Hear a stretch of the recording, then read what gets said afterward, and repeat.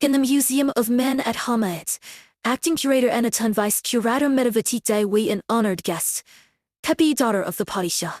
Pepi's come with the intent to borrow the museum's crown jewel, the nameless general. But she is unaware that the desert bandit Nartoya has also arrived in the city following her. Yes, curator H&M Effendi.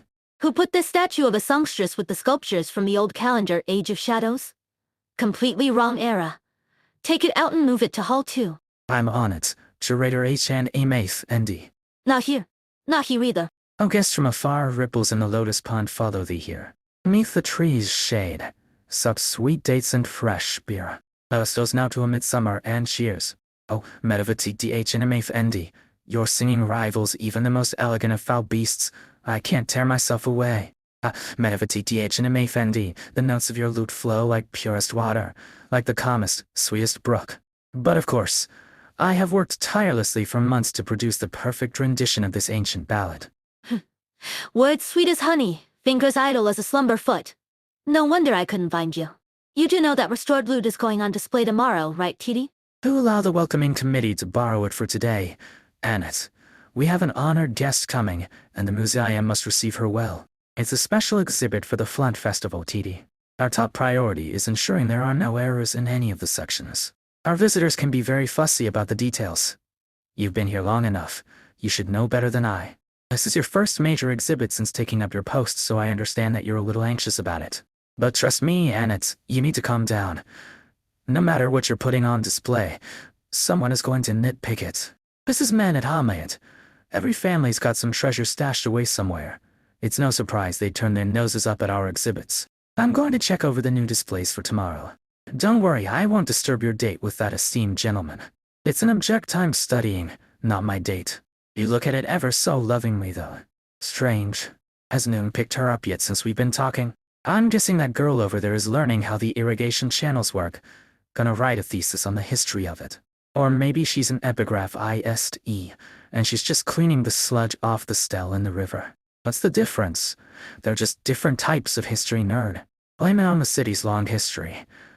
Every historian in Sargon gets obsessed with this place. Yeah, look at this ancient riverway we've got here. For centuries old, broad and wide. And our buildings. Youthful to centuries, yet tall and impressive. You want to talk about rich historical tradition? Well, here you have it. Can any of them beat the Flood Festival, though? We've been celebrating it for over 1,000 years. Oh, when it floods, I'm going to offer up some white oasis flowers to the river god. May his breath be forever filled with their fragrant aroma. What offering have you prepared, friend? A cup and plate of pure gold, along with a jar of wine in accordance with my family traditions. The wine was sealed by my grandfather when my father was born, an excellent vintage. May he enjoy its taste and share in the festival spirit with us. May we meet him wandering the realm and earn his blessing. O immortal Men at Arknights, may he forever grace this city. Did you find it yet, H&M Effendi? Give me a sec, kiddo. I think I felt it just now. But you've been standing in the river for half an hour already. You keep saying you almost got it. I'm trying to concentrate here. Seriously, where has our little shizd eye run off to now? I've got people at every gate waiting, but none of them have seen her. I've put so much thought into welcoming you. How could I let you just slip into the city like this? Masa I LKAR, Medvetic H&M Effendi. Wherever are you going in such a hurry? BKTI H&M Effendi, it's you. I'm meeting an old friend of mine. Here, some oranges I just plucked from my garden. They ripen just before the festival. I'm sure everyone will love them. Take a few for your friend, Medvetic H&M Effendi. She's not a fan of favors, but I thank you in her stead. Selam BKTI H&M Effendi. Maya S. Salame. The people here are so friendly. Let me have a think about where she'd go. Or if she'd like to run off back when we were in school. I'm really sorry, H&M. I didn't see you there. Forgive me for knocking your oranges on the ground. I'm fine, how about you? Are you alright? What's with the frown all of a sudden? Are you hurt? A shadow flitted across your forehead just now, an ill omen. I fear you will meet with some misfortune soon. If you are willing to part with 5 diners, I can ward it off for you. Sorry. But I've got an appointment. Gotta go now. Bye. Wait, 2 diners. Just 2 diners then. This isn't a trick. You really are about to run into some bad luck. You wouldn't trick me, would you? Of course not. I always keep my word. Snifba? Don't cry, Aulailu. It slipped away again. WAAA, huh? No, don't cry. I was just teasing you. I got it. See? It's right here in my hand. You're a meanie. I'm used to teasing my little brother back home. I feel sorry for your poor little brother. Save your pity. That kid gives me endless headaches. All right, pass me the jar. I'll put the fin in it for you. I thought I'd never see my gold fin again. Thanks, Anime Fendi. TSK.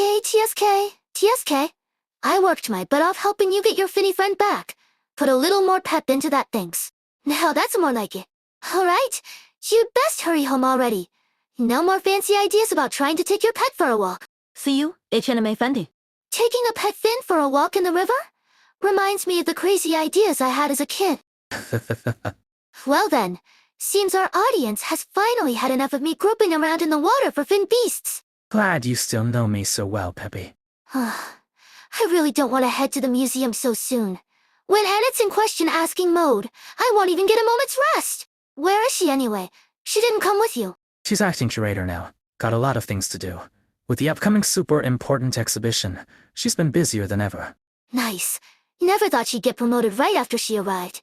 I remember back in school, nobody thought she'd go far with that meek personality, but I knew she was a hard worker. She'll go far. She's always been one tough read. She never yields. Sure you aren't talking about yourself? You've been in this city for a while. No big changes? Me? I'm not too busy, but I'm also not too free. I was just barely able to secure the title of vice curator. Weren't you in charge of stuff at that Columbia Museum? I was in charge of their business operations. Things are different here, you know. The man at Hama-It Museum doesn't need to profit. Annual support from the Lords Amir and the Padi Shahs is enough. No use for me. Which is great. I get to take it easy. But you always kept yourself busy. Back in the day. How about you? You must have gotten a lot of good stuff out of your travels. More than you can imagine.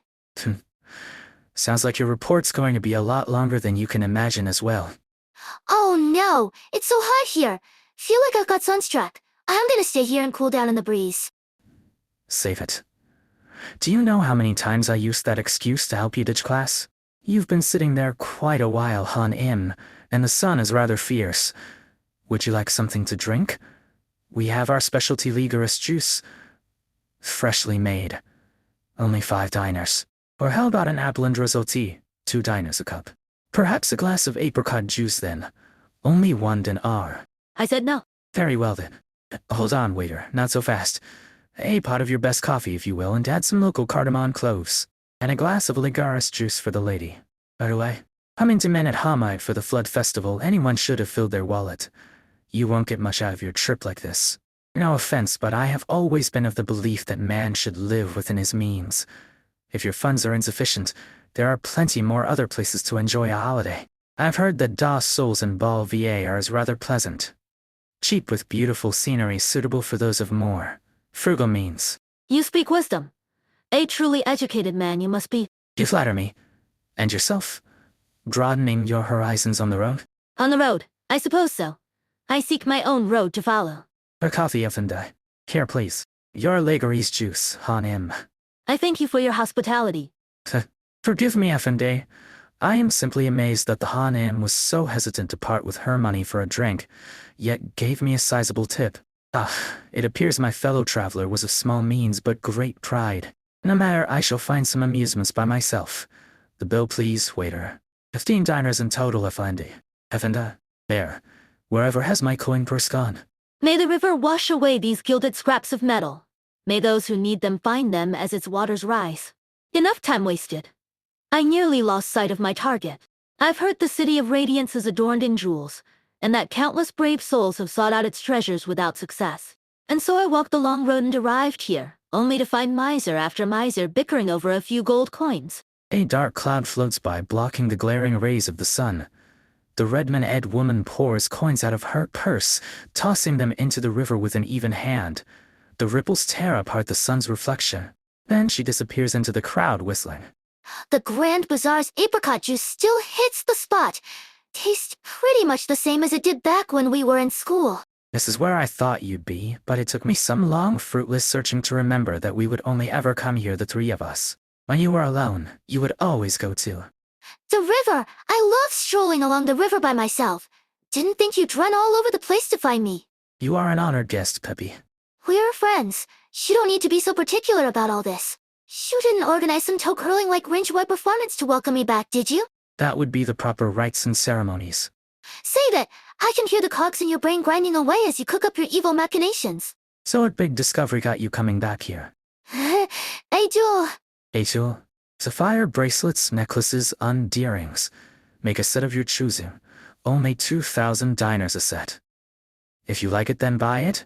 No haggling, no bargaining. Only 2,000 diners and they're yours. Dear customers, we are now offering a lovely selection of hand-selected emerald rings. Enjoy a discount if you buy an entire box. Guaranteed quality and weight, while still economical. Every one 15 carats. Buy some to send home to your family and friends. Only 4,500 diners for the box.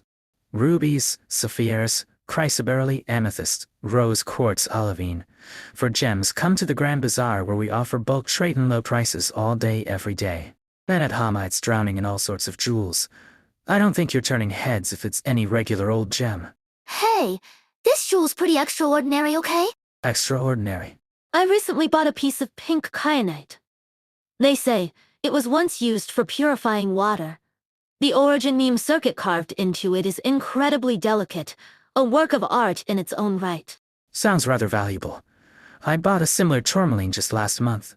The power of my arts improved substantially after laying it into my cane. Both cannot compare with this treasure of mine. Look. Isn't this a limited edition gemstone belt from last year? I remember the peddler said it could rejuvenate your skin and slow your aging. Do you feel anything wearing it? Special how?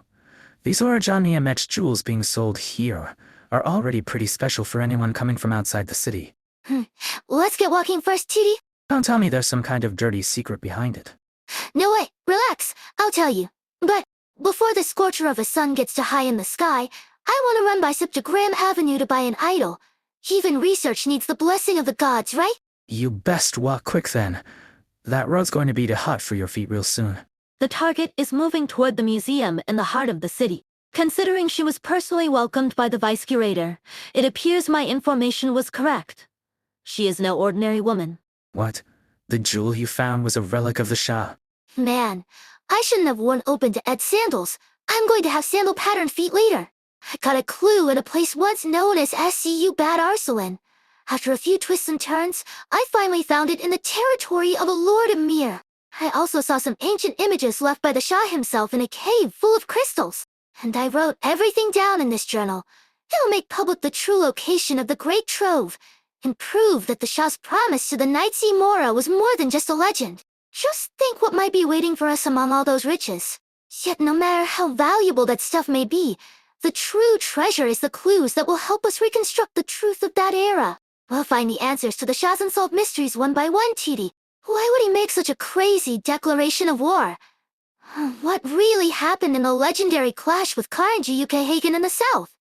Or his final resting place? These discoveries will shock the people. All Sharegade, the entire city of gold, will be looking my way. If you know where it is, just take a team there to excavate it. It's just... No, there's one last trail to follow. I need to borrow an artifact from the museum. You're the daughter of a Padi Shah. The museum storehouses are open to you. Anything you want that isn't on public display. That's the issue.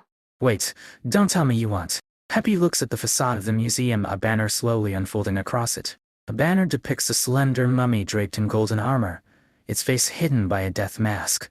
And at the end of that banner is written in great, big script. Landmark exhibit commemorating VI RJ Avian Day Bad Museum's anniversary. The nameless general of the Shah's very court. The general? No, he is the guardian of the trove. No matter who it actually is, it's in its most prized exhibit. I don't think you're going to borrow it that easily. Well, a jewel with clues won't prove anything by itself. I can only show my worth to my father in the Shahan shop by finding the Shah's trove. If I do that, I can go to the City of Gold, become the Shahan's historian of Shari Gate, and write an account of all Sarginian history. Being a Potitious heir not good enough for you, Pee-Pee. The wealth and authority is just superficial prosperity. The true honor that runs through our family is the role of court historian, passed down from generation to generation. But hasn't your father always wanted your brother to be the court historian? Well, we both have the same basic qualities, but I'm not losing to him on ability either. Peppy, the City of Gold's envoy, is taking your brother there in 2 months. I'll make it in time, TD. I just need you to help me, and it's only willing to lend me that mummy to study Kamatum. You and your brother. You were always fighting as kids, and now you're at loggerheads over the same court appointment. Here, my pass, take it. You can sneak into the exhibition hall at night and study it quietly. TD. I'm just sick of seeing you to bicker and quarrel these past few years. This is the last time I'll help you. If in the end you come up empty-handed, then please don't keep stubbornly trudging on. I won't come up empty-handed. Ignoring Peppy's murmuring, Metavatiti stands up to look at the grand edifice, witness to centuries of history. The sun shines upon all the gardens and buildings, and under the boundless blue sky, the great trapezoid looms over them. The leaves of tall palm trees beside them rustle in the wind. I might see it every day, but I'm still stunned by its grandeur. For so long has it quietly guarded the city, fending off time itself in silence. Yep. A human lifespan is nothing compared to it, no matter how long it may be. Over in the blink of an eye. If only we could stop time for a moment. Yeah, that would be great. See you at the exhibition tomorrow. If you get caught, just say you stole the pass. The exhibition. Tomorrow. Good. The guest's itinerary has been confirmed. I'll welcome her properly. A descendant of a glorious clan of historians, the one who spreads ballads of kings and heroes, explorer of all Sargon, purveyor of knowledge, a respected Padishah's daughter. Any other would worry, they would forget all these appellations.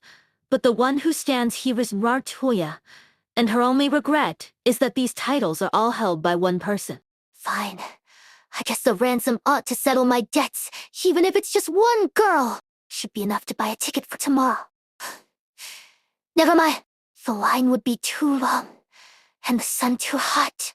Gold coins are too common to be worth anything. To you swear by your golden sun, your splendid gems and the great museum behind you, that you will answer prudently on account of your respect for history and civilization alike. Look within at your own conscience and tell me once more, how much is a ticket to the museum? I already told you, Hanem. The hall for non-Sargonian artifacts is free of charge. Only the Sargonian exhibition hall needs tickets. If you don't understand, we have the prices for our tour services here on the window. You can hire one of our translators too if needed. So the Minoan exhibition hall is free to enter. But at times there will be a few Minoan artifacts on display in the Northeastern Tributary exhibit. Northeastern Tributary. A foreign traveler takes a deep breath, the muscles of her bare arm bulging as she clenches her fist. A part of the ticketer's mind is telling her to pull the booth shutter closed, but the traveler's other hand is firmly holding it open. History is a grand river beside which all who live upon this great land trek. The originium workshops of the ancient town of Tals were unearthed by Gaulish explorers. The scrolls detailing the legends of old-day Gamem were restored by Minoan artisans. But Minos' own history has gone against the current, and has found itself scattered across the Golden Sands. I have traced its path just to catch a glimpse of its fragments. Whether or not you agree, a historian's mission is to find the past that people have forgotten. For the sake of this duty, should we not prevent arrogant discrimination by history's tyrannical plunderers? In other words, if you believe that Argonian history is worth 100 dinars to see, then should Minoan history not stand equal? Do you want a ticket or not, Hanem? Even more importantly, Sargonians, as it so happens, are the plunderers in this case. With all that said, are you willing to hold fast to your conscience and confront the true value of Minos' artifacts? Next. Wait. My name is Aspasia Hoharias. Please, use the Minoan spelling, not a Sargonian translation. A ticket if you would so please.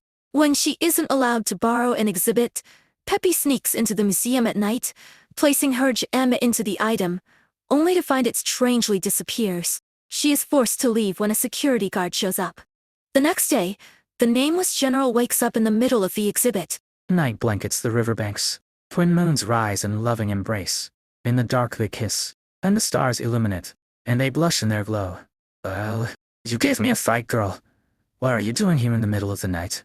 Scared I'm gonna rob you? Of course not. It's only rich folks around here. Shouldn't a girl your age be on a date down at Riverside Avenue at this hour? What are you doing in front of the museum? I'm on the night shift. My lamps used to shine on young couples in the throes of passion, but now you're all doing overtime at ungodly hours. Go on, I've lit your path. Have a safe trip home when you get off. Thanks for that. There really is no one here. Guess DD wasn't messing with me. Let's see if they've picked up anything new. Gem Workshop artifacts from the Age of Shadow. The Originium circuits on this one is really something. Assembled from multiple pieces? No, it was crafted out of a single piece of Originium. Amazing work. Really have to look close to see it. Wow, ritual instruments from the Age of Flow, found in the jungles. Are those blood spots from ritual sacrifices? And all these weapons. A ceremony from the Battle of Turba HL Sada. Well, I'll get to know you later. I have an appointment to keep. Nice to meet you, old man. Sorry for disturbing your peace and quiet tonight, but I have questions that only you can answer. Please don't get mad at me. Wow, amazing! Feline approximately 2 meters tall. Most of the body has been replaced with mechanical parts, integrated with the remaining biological tissue. Skin color is purple, likely from the preservative fluids used, and it remains supple to the touch. Eye golden mask in a suit of golden armor. All internal organs have been removed. Strange. Neither the mummy nor the funerary objects give any clue to the location of the trove. But everything from the side is here? Perhaps it's the gem itself that offers a hint. First, the heart. At its first beat, we come to be. Second, the lungs. At their first breath, we come to feel. Third, the bowels. We fill them with food, cultivate our tongues, and develop our own likings. Fourth, the liver. We go into the night awakened alert, for duty and obligation. How do I use this gem? Peppy ponders for a while, then reaches into the mummy's chest cavity, placing the gem where the heart should be. She holds her breath, waiting for something to happen. Nothing. No change at all. No images or text appear. Peppy frowns and tries to retrieve the gem.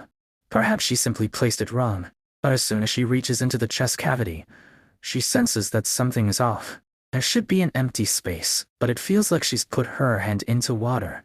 The gem is right there before her eyes, but she feels like she's groping in a bottomless pond. Who goes there? Have you any idea what time it is? Oh no, it's security. Peppy closes the glass display case lightly and sneaks into the darkness holding her breath. Who's there? I thought I heard something. Was it over here? Hey, is someone there? Who is it? Mayo. Oh, just a little critter. How did you get in here, cutie? Mayo. Hey, don't run. Look, I have a can of thins and oil. Where did it go? I just turned a corner and it's gone. Did the last shift forget to shut the windows? Hot air's blowing in. I guess that explains the critter. Can't let it run around the museum. MRO-AAW. I don't care whose pet you are. One more sound from you and I'll have you castrated tomorrow. Meow. Yo, sorry, Mayo. I was fast asleep and didn't hear you outside. Did you see that one? Good work, Mayo. We've waited for so long. Bring him to me as soon as you can. Come, I have some jerky for you. Peppy, what were you doing last night? Come now, you have to tell me. It wasn't me. I didn't do it. I stayed in the whole night. Whatever it is, I didn't do it. Peppy. Peppy, did you sleep last night? Why do you ask? I feel fine. You fell asleep in the middle of a conversation. Morning, ladies. Your reek of alcohol, TD. Where were you last night? I took Peppy out on the town. Not like she's in town every day after all. How did you even wake up after drinking so much yesterday? And not one whiff of booze on you? Did you shower? Oh, yeah. My brain was all foggy, so I took a cold shower. The opening ceremony is today, TD. Oh, and you took Peppy out drinking? Don't I have enough to worry about already? Hey, I came first thing in the morning. I've looked at all the details of the exhibition. Your arrangements are perfect except... Is something not good enough? Just tell me while we still have a chance to make changes. You're too high-strung today. Settle down. Just focus on your speech. Leave this to me, and I guarantee your exhibition will go smoothly. Get changed before you make any promise to me. The guests will complain if they smell all that liquor on you. That look on your face. What trouble did you get yourself into? Explain. I tried putting that gem into the mummy's chest cavity last night. I was about to retrieve it when a security guard showed up. Get me a bit of time alone with the mummy once the exhibition is over. I'll take the gem back. Thankfully, no one has noticed anything wrong. You'll have an hour at most. If you still can't get it out, I'll have to report that my pass got stolen. Don't worry. If I can't get it out, I'll apologize to Annette myself. How did you get that smell onto you anyway? I poured a bottle of wine on myself before I came in. Explains why you're all sticky. How are preparations going over there, Ayani? No problem, Naratoya. The smoke emitter is set, and we'll have our commotion on your signal. Your status. EJEI? I'm in position. There will be big trouble if we don't make this a clean kidnapping. I don't understand why you insist on doing it here with all these visitors around. The better. No one will bat an eye at a few compassionate souls carrying a poor fainted girl out of the room. They'll be too busy worrying about themselves. I marked the camera blind spots on your map. Pick the right time to knock her out. I don't want to have to go into the jungle to make this serum again. I can't read the hieroglyphs on the sign. Excuse me, do you know how to get to the Northeastern Tributary exhibit? The Northeastern Tributary exhibit, huh? I'm not sure. I've never been there. We could look for it together, if you don't mind. I find the lines of your muscles more beautiful than anything on display here. Please don't say that. Everything exhibited here is a piece of history. All these artifacts are worth stopping to admire. You could have just said you weren't interested and spared me the excuses. Excuse me, do you know where the Northeastern Tributary exhibit is? Let's see. Take a right there. Walk 500 meters. Then take a left. Thank you. I've asked quite a few people, but none of them knew where it was. I understand. The citizens here are proud of Sargon's long history, but they don't care much about faraway places. You should have seen when the Columbian history exhibit was running. So quiet you could hear a pin drop. Yes, I can sense the arrogance. Thank you for showing me the way. Respect. That's what modern people lack. Wait, how did I end up in this hall again? I should try the right side this time. There are more visitors than I expected. I'm a little worried about Annette. She's fidgeting so much she's going to tear her speech to shreds. Can't be any worse than her first presentation. It took hours for her to come back to her senses that time. Hey, where are you going? Just to have a little chat with her. Get her to relax. Phew. How are the preparations going, Annette? I can already recite this speech backwards from memory, but the moment I think about all those eyes fixed on me, listening to every word I say, what will they think if I stutter or make a mistake? They'll all forget by dinner. The Flood Festival is right around the corner. Who has room to remember one girl's embarrassment during all those festivities? But I'm nervous. Hey, why are you rubbing my ears? Feel better now. Works every time. I still remember how Peppy and I rubbed your ears like this for an entire day to get you to relax before an interview. Thank you, TD. Very thoughtful. Bayan Lar Lar, take your seats, and welcome curator Anatel Aiden onto the stage with a round of warm applause. Go. It's alright if you make a mistake. Just keep going. If you're so stiff, I'll sneak around behind your back and rub your ears. Better to be embarrassed together than alone, right? Oh, TD, welcome to the VIRJ Day Bat Museum special exhibit commemorating the Flood Festival. The highlight of the exhibit is an unnamed man, discovered in the Fourth Necks on the outskirts of the city, meeting the public for the first time. Both the body, the armor and the funerary objects buried with him are remarkably well preserved. The extraordinary details on his clothing is clear indication of high status. It has been dated to the early days of the new calendar according to the Asland eating method, making him a contemporary of Lugal Siargis, the Shah of past and future. He has not been identified in any extant Argonian historical records. Based on the artifacts recovered from his tomb, we theorize that he may have been. Excuse me, is this the Northeastern Tributary exhibit? What? Did I take a wrong turn? Yes. The Northeastern Tributary exhibit is on the other side of the museum, near the entrance. Sorry to interrupt. It's fine. We have theorized that the mummy is... Ouch. Are you blind? Honored guests. Sorry for... Excuse me, HNMA Fendi. Where are you going? Please carry on speaking. But I'm just reaching. I know. I'm getting out right now. The most important part of the presentation. Where was I? Sorry. Let me find my place. Oh yes, the exhibit behind me. It's... Yan, what's she talking about? I'm getting sleepy. And I spent a long time preparing for the speech. She prepared for bored audience members to leave or heckle her for her mistakes. But she never imagined she would lose her train of thought because an interruption leaving her speechless. She tries to collect herself, taking a few deep breaths, forcing a smile toward the crowd. She attempts to continue, and she feels a hand on her ear, pressing it gently. And it Blake's feeling a sense of warmth rise in her heart. Thanks, TD. I'm fine, don't worry. Anna does not finish the sentence. She sees Edie looking up at her from the crowd in terror. Peppy's jaw has dropped open so wide that it could fit a whole apple. If Edie is not behind her, then whose hand is on her ear? Anna gulps. She dares not turn around. The frightened crowd flees and Anna faints in shock.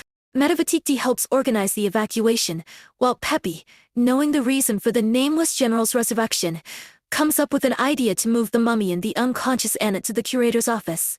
Okay. The mummy is moving. I'm getting out of here. This place is haunted. It's looking at me. I knew it. This is what happens when a city grows too old. Everyone, stay calm. Don't panic. The exit's over here. Stay in line. Don't push. Nekwe. Sorry. Excuse me. Sargon expletive Anat. And now, Metavatiti squeezes through the crowd to find a pale Anat lying limp on the ground, her lips parting weakly as though trying to speak. But the sight of the mummy cocking its head behind Anat strikes her with such terror that she cannot move her feet. TD, go handle the evacuation. I'll try to take Annette and the mummy somewhere else. aren't you scared? It's moving. I've been on to Old Calendar Gym excavations this year and met with their residents personally. This one looks like a nice old man by comparison. It really takes guts to do archaeology, huh? Are you going to be okay by yourself? Don't worry, it takes plenty of strength to do archaeology too. TD. Then, She's fine, just muttering in her sleep. the curator's office isn't far. Go out the side door and avoid the crowds. I'll come find you once the evacuation is complete. I'm not in my ambush position yet. Did you turn on the smoke early? I didn't do anything. What's happening? Seems like someone else is causing a commotion. I didn't see the target in the crowd. Where did she go? Find her, keep an eye on her, and keep me posted. Roger. We need to blend into the crowd once we're done. It'll be too late once the evacuation is finished. Good. Everyone is gone. Peppy approaches the mummy and sees a blue light glowing in its chest. The gem has vanished into the light and is nowhere to be seen.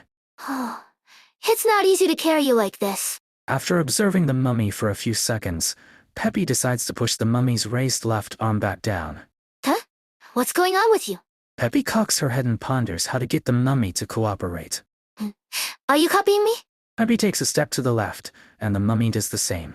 Peppy jumps backwards, and the mummy does the same, making a loud noise as it hits the wall behind it. Fact. Looks like you can move your arms and legs, but not your brains. Hey, if we can move in unison. An idea comes to Peppy as she looks at Annette, who still lies passed out on the ground. Almost to the curator's office. Alright, follow my movements and make a turn here. Gotta get it to hold Annette's shoulder tighter. She almost fell just now. Let's see. Alright, now follow me. Maybe we should take smaller steps. I'll consider that a yes. A mummy steps on the hem of its own robe and falls forward, right on top of its tiny frame. That red mark on her face isn't going away for a while. You genius. Come on, hold her tightly this time. Not too fast, not too slow. Good. 1, 2, 1, 2. Take it slow and easy. We're almost there. Peppy turns her head to find her as lying on the floor. It must have fallen out of her pocket. She looks at her own raised arms, then at the mummy's holding Annette. If the mummy let go, it would drop Annette on her head. How do I get into the office like this? I can't use my hands. I have to use my foot. Good, keep your balance. Still can't reach it. I wish I didn't skip gym class. Come on, you can do it. Hard you. Despite trying her best, the path still lies just beyond Peppy's reach. She stretches a little too far and loses her balance. Following her lead, the mummy lets go of Annette and falls in the same way. Peppy can only watch as Annette's skull hits the floor, making a dull sound on impact. Sorry, Annette. I'll give you my full support on your next research project. Patronum Fendi, do you need help? Oh, I'm so glad you're here. Your curator isn't feeling well.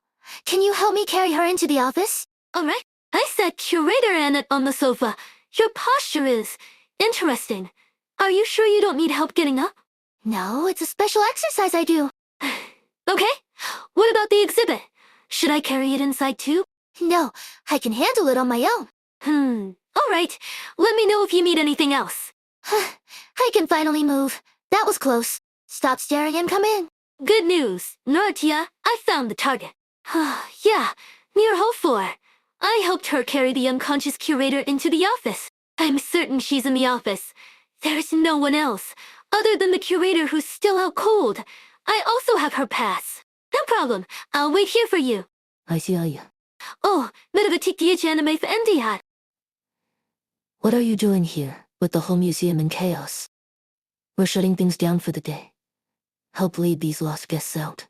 What's going on? Where are we going? Are we in danger? Don't worry.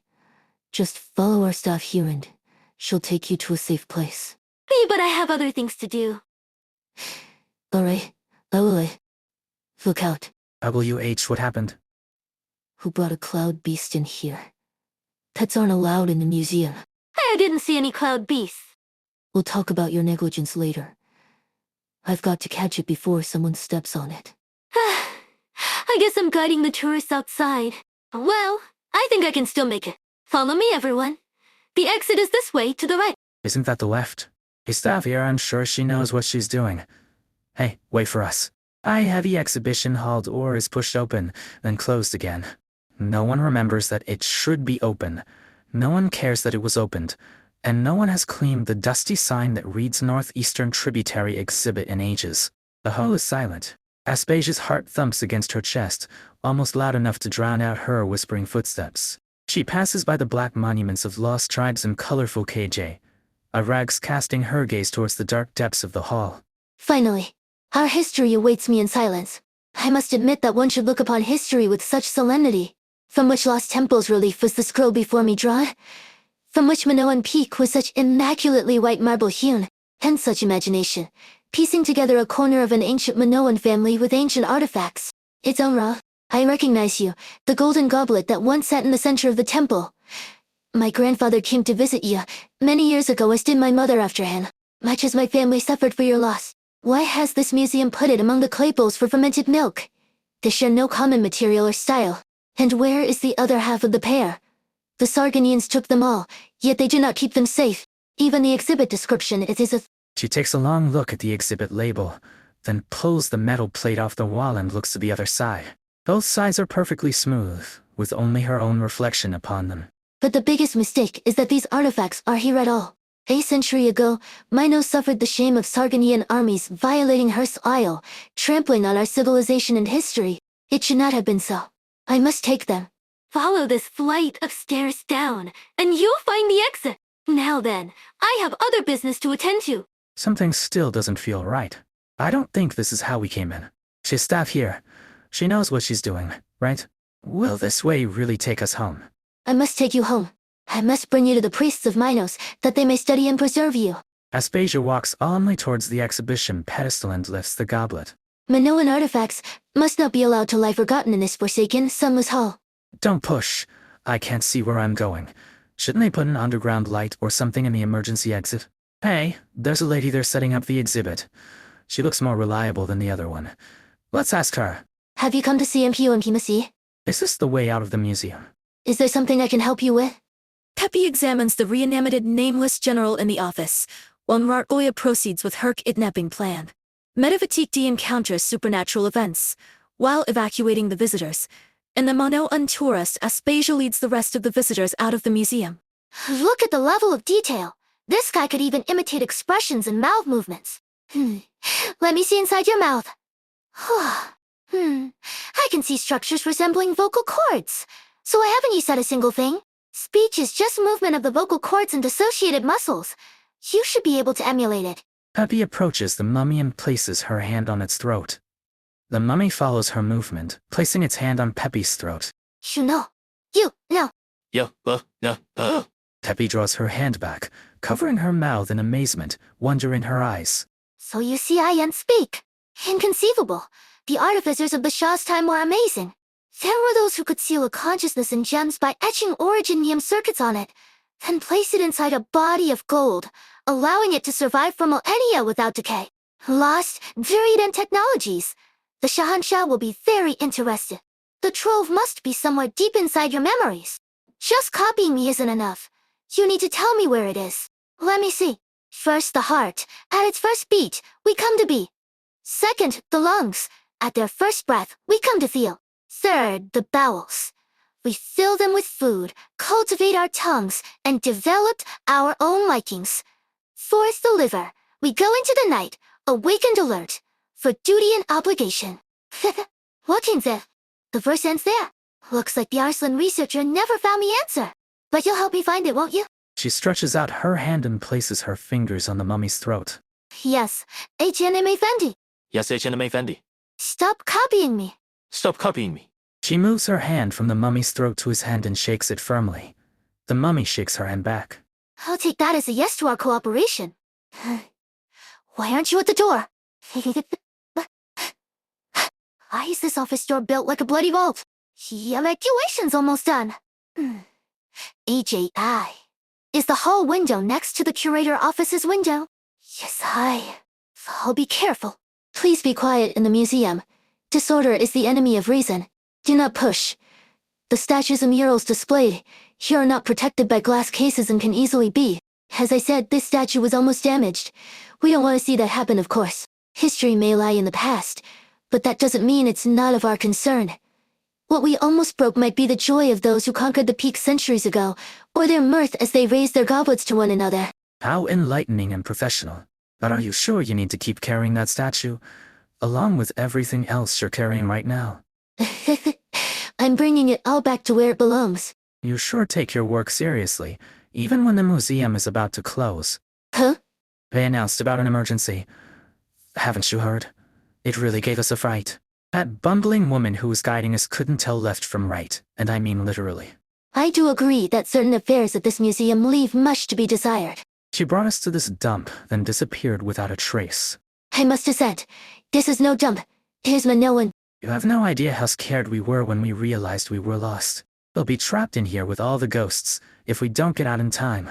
Look at that armor, that altar for live sacrifice. Yeah, that's why I never like museums. Aspasia catches the tourist before his head hits the floor. Statue, clay jar, and goblet litter the floor, alongside the cannons that the Iberians used to carve open ball very untrayed. My dear, are you all right? Fainted from a panic attack, I suppose. I have some smelling salts here that should bring him back to his senses. But I advise you to get him examined thoroughly later. Aspasia deftly crushes the cotton-wrapped glass tube and places a wet cotton swab in front of the tourist's nose. As the tourist comes to his senses, she lifts him up and calmly carries him to the front of the line. An emergency, you say? Oh, you sure have strong arms. Follow me, ladies and gentlemen. I will protect you, if anything happens. Say no more running around like this, alright? I remember you. Your L is EVI, horse pet. Hey, no scratching. I just rescued you from the crowd. The least you could do is let me hug you for a moment or two. IWW. You are so soft and fluffy. Where did LA's EVAR get you? I wanted one like you, but he wouldn't tell me what breed you were. I didn't know why I found you so fascinating. Until I realized that you looked like one of those cloud beast statues from the Age of Shadow. Cecil staff are helping the visitors evacuate, and I can't have you running around the place. I'll take you to my workshop and show you the statue that's being restored. Elevatikti descends several flights of stairs, arriving at the conservation lab. The air in the room is kept cold and dry to protect its contents. A single incandescent lamp illuminates the spacious room. Her exhales quickly turn to white fog. The underground floor is dead quiet, the restoration staff being mobilized to help with the evacuation. She sniffs and feels her heart race. No worries, little guy. Here's my table.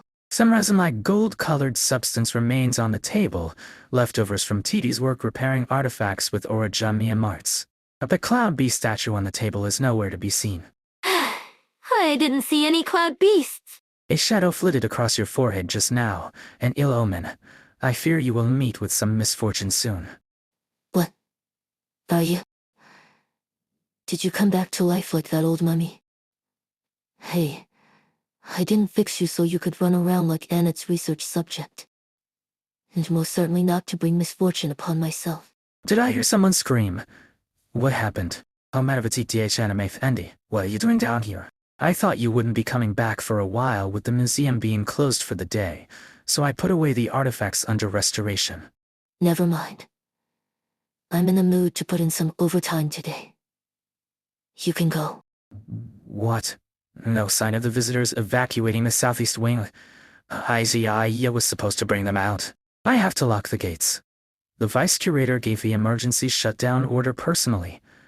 I don't even want to think about how bad it must be. Did anyone look inside? Yeah, but they didn't see anyone. Where did Isaiah take them? Why are you so quiet all of a sudden? Listen. To what? The wind. A procession of a dozen people walks out the front gate into the sun. They follow their leader, a woman carrying herself in a serene, dignified manner in an orderly fashion. She holds a pale-looking tourist on her shoulder, paying no heed to the wind brushing at her garment and caressing her hair, as though a statue that has stood for many years has come to life. I feel like I've seen the scene before. I know, I've seen that statue plenty of times. There's a statue in that pose. Anyway, thank goodness now, I can lock the gates. Thank you so much. Here's my card. My family runs a gem business, and you will get the VIP treatment if you ever choose to visit. Come visit us in Yan and let me introduce you to my son. Rather handsome young man if I do say to myself. My sister also has a daughter who just started working at the Tianxi bureaus. She's single too, if that's your preference. Thank you. But there is no need. I simply did what I must. Aspasia turns around with a start. The roll-up door is being pulled down, and security guards set up a sign that says closed in front of it. Where's my goblet and my clay jarn statue? Where did Nana go? It's getting late. She's not at the Guabi and Ameland porcelain shop, and not even her favorite Celestini laminated pipes. What a waste of time. I tell you that Cloud Beast must have been eaten by that rampaging zombie at the museum. Oh no, how horrible. It's just a pet. I'll buy you another. In fact, I'll buy you anything you want. Never mind the gems, I'll buy you the entire gem trading post. Is that a yes? No, look at your feet. L-A-Z-E-V-I-R-S cur. What are you looking at? Oh, hello there. L-A-Z-V-I-R. I didn't see you. Good timing. Let's do some business. My girl is very interested in this gem trading post. Wait, I never said that. I have a mobile platform in East Argon that includes extensive origamium refineries, dye factories, food processing plants. I'll throw some golden jewels on top of it. That should get the deal done, shouldn't it? No, thank you. I'm not interested. The weight of this trading post is too much for you to understand. Wait, huh? If nothing else, you've inherited your grandfather's arrogance. A word of advice. Either keep a few fearsome anglers to intimidate people like he did, or have your little cloud beast greet VIPs like me. At least it knows when to grovel. Ouch, why you bit me? Oof. No, stay away from me. Help. Woof. That would you woof. He's gone. You want me to pet you? Let's see. A foul beast flies over and perches on the shoulder of the young trading post overseer's shoulder. The overseer fiddles with the metal foul beast's mechanisms, turns its coil spring and lets it fly. He's getting increasingly active. I'm sure you're looking forward to seeing him as I am. Mayo doesn't often go out alone like this. Maybe the man was right. I should have my cloud beast greet important guests.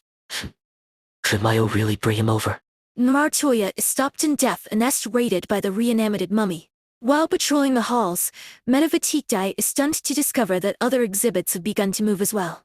Peppy learns the name of the mummies of Bia in the curator's office. You're awake? Yes, my head hurts. You hit your head when you fainted. That's probably why. It's not just my head. I'm aching all over. Why is there a bruise on my shoulder? And my knee? Ikai, get away from me. Calm down, Anna. Calm down. How am I supposed to calm down when a corpse just came back to life? It touched my ears, didn't it? Do I still have my ears? It's just copying other people's movements. It doesn't mean any harm to you or anyone else. Just treat it as a piece of moving furniture. Why do you seem so comfortable with this, Peppy? Don't look at me like that, please. What did you do? Yesterday, I placed a gem that I dug up into its chest. The Originium circuit engraved into the gem woke it up. Yesterday? You wouldn't loan me an important archaeological discovery like this. The VI.RJ Avian Day Bad Museum holds respect from the Shahanshah. Not even a Shahzieh like me could pull rank here. So, I had to sneak in. There's a reason I didn't want to lend it to you, Peppy. What is it? If you're worried about co-authorship, I'm cool. It's not that. Investment. Sponsorship. I'll renovate your entire museum if you want. Why are you looking at me like that? I don't understand. Why are you so obsessed with becoming the historian of Shar-e-Gade? You can still carry on your research if you agree to inherit the title of Padishah from your father. But once you become an historian and enter the City of Gold, you will never be allowed to leave. You know that.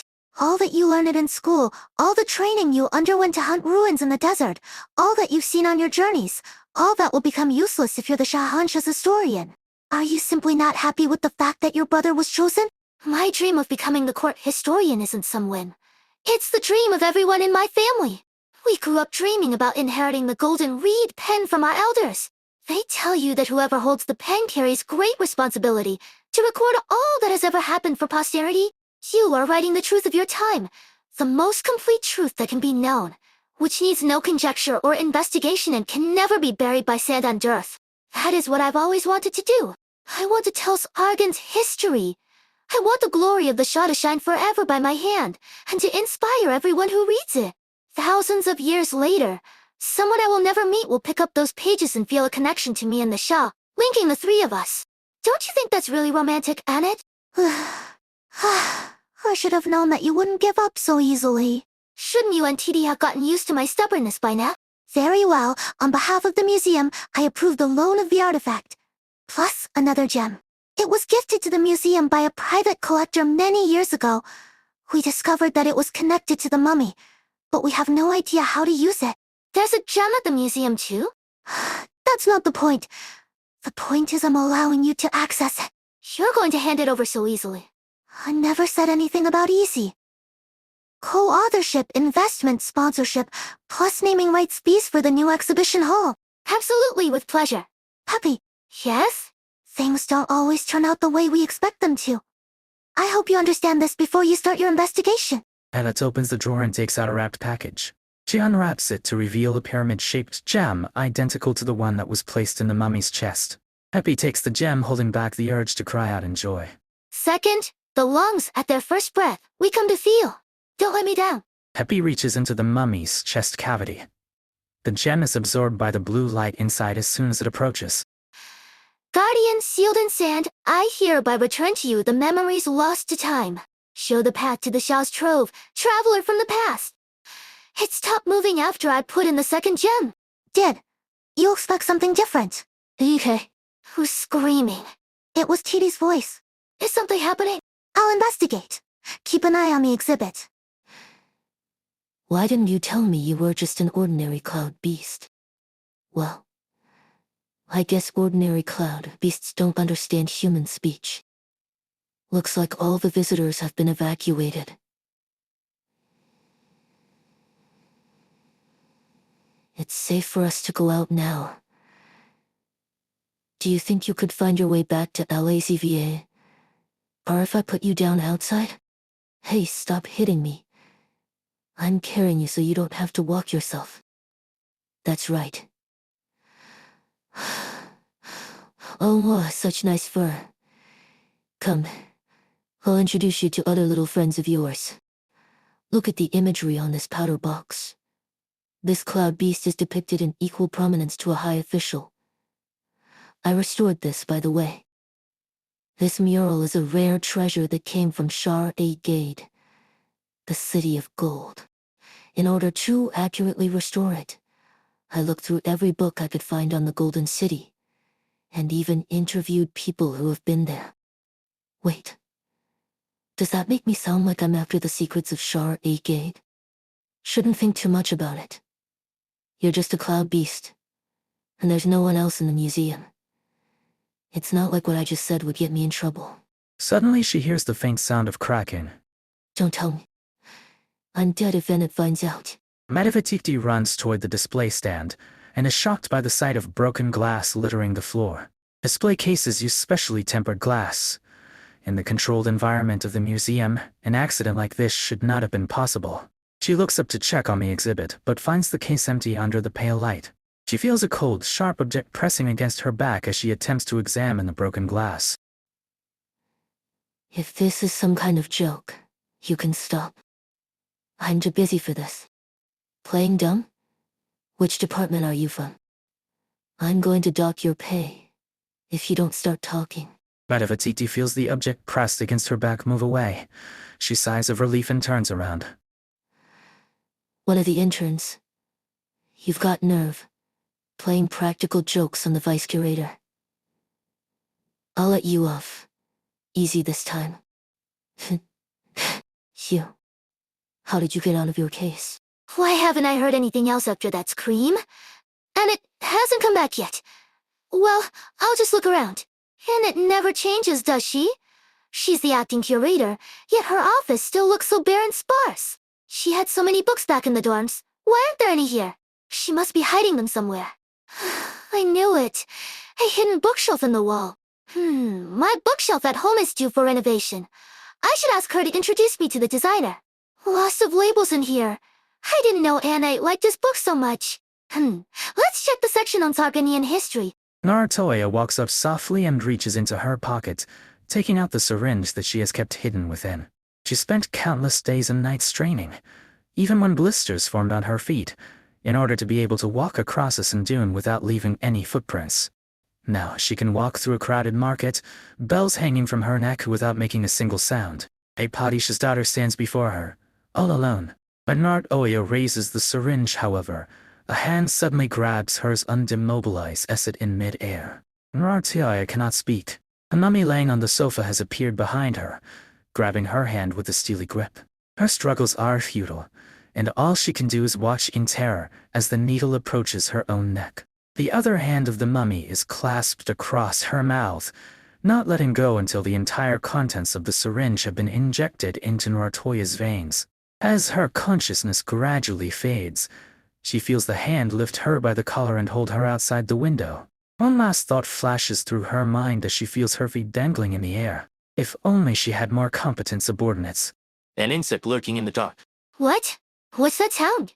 Why you're moving again? My mind is no longer clouded. There is clarity. I must communicate my cognition through language. Are you alive? My life has long passed. What you see is simply a well-preserved vessel. Who are you? In times of prosperity, I was His Majesty Lugal's Yarga Shahanj, his personal guard, defending him from the fires of battle.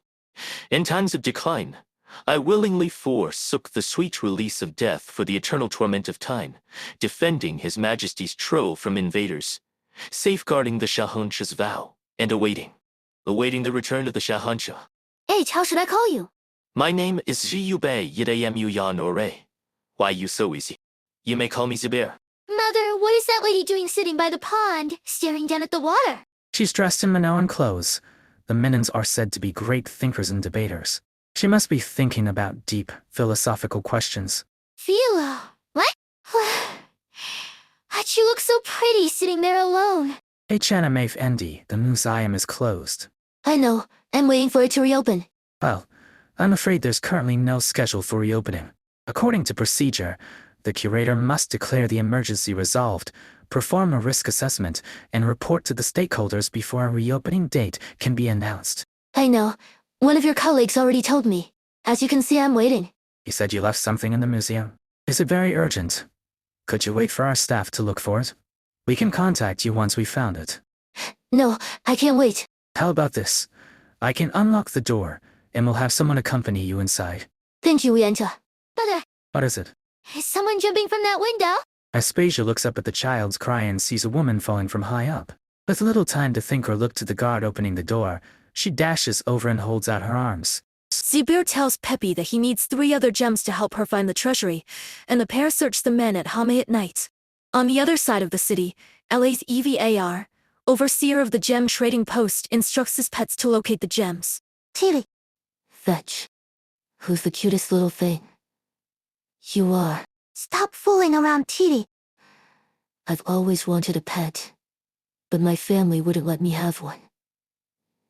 Look how cute it is. It's not a pet. It's part of the museum's collection. Tell that to Peppy. She's yelling at part of the museum's collection. YTHATIIN? I apologize, Peppy Canham, but I am unable to answer.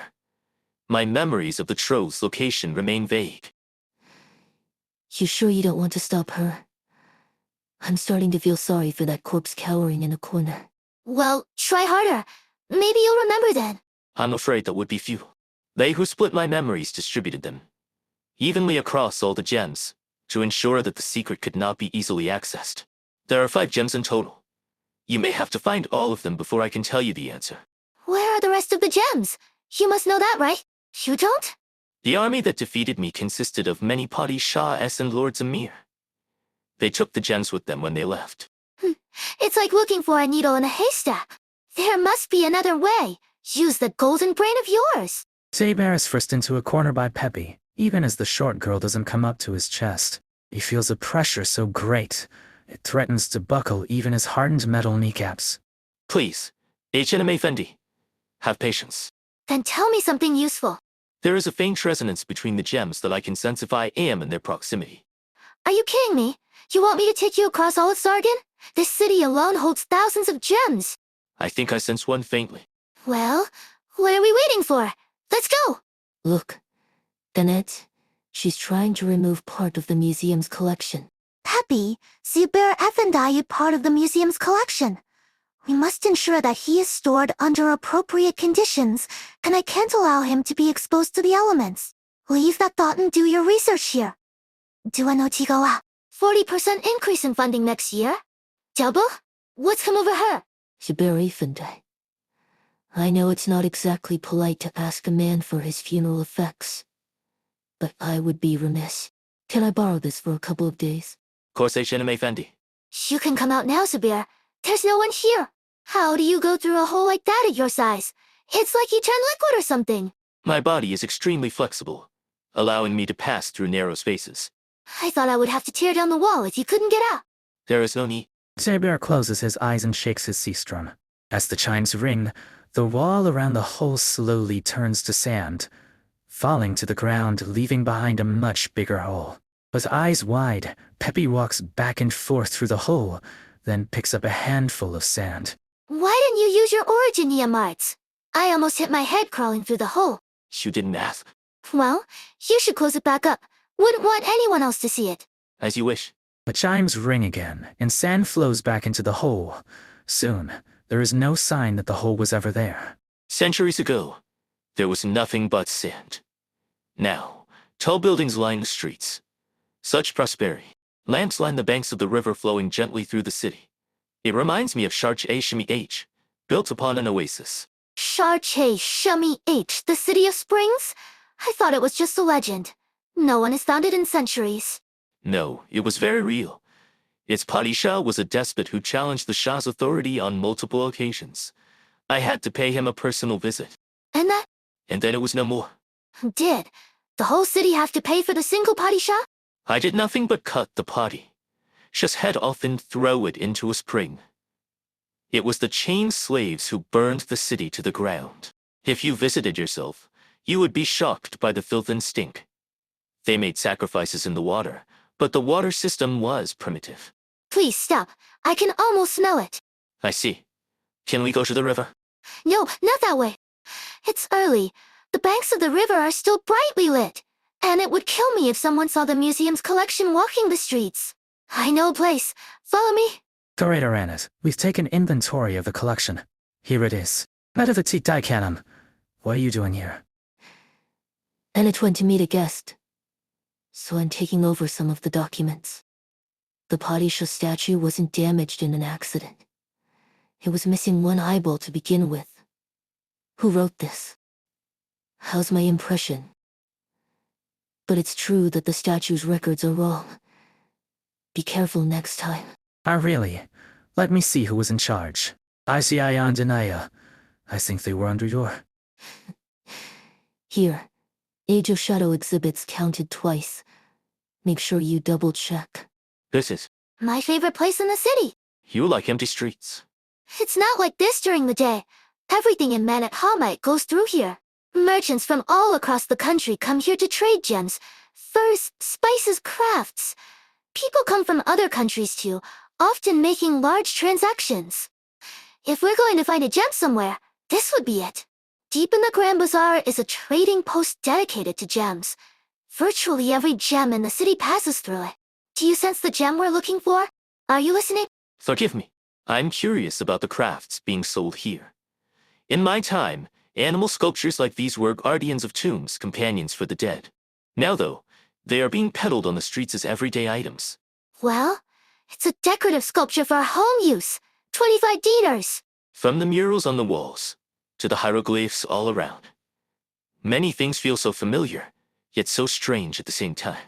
Perhaps we should go and see a few more places. Pervertit and MFND, the great families have sent inquiries. The Padishahs take the solemnity of Sargonian history so seriously. How do we explain this incident to them? Just tell them it was an entrance mistake and we'll deal with it accordingly. Deal with whom? The acting curator, perhaps. Is it really true, Titi? There was unexplained access made using your pass both last night and this morning. What if someone investigates? That can't be. I wiped all the records clean. So you finally admitted it. I didn't. Well, this I can cover up. But the mummy coming back to life, on the eve of the Flood Festival, is another matter. What's your plan? To keep the museum closed until things blow over. No way. Wind catcher. Yes, the most common type of tower here. Those openings catch the cool, high winds and guide them into the building through vents. Cool air flows into the space below, pushing the hot air out the opposite side. I didn't know you were an architect. I'm not, but I met the talented architect who invented the bad GIR. Do you sense the gems yet? I'm sorry, I can't sense any nearby. Maybe I could tell you something else. Are you not curious how the gems retain one's memory and consciousness? Well, I figured it was some kind of sarcasy, witchcraft related to the Zihide. People in my time believed that life consists of three parts: body, name, and soul. Body is the physical vessel, and name is the identity known to others.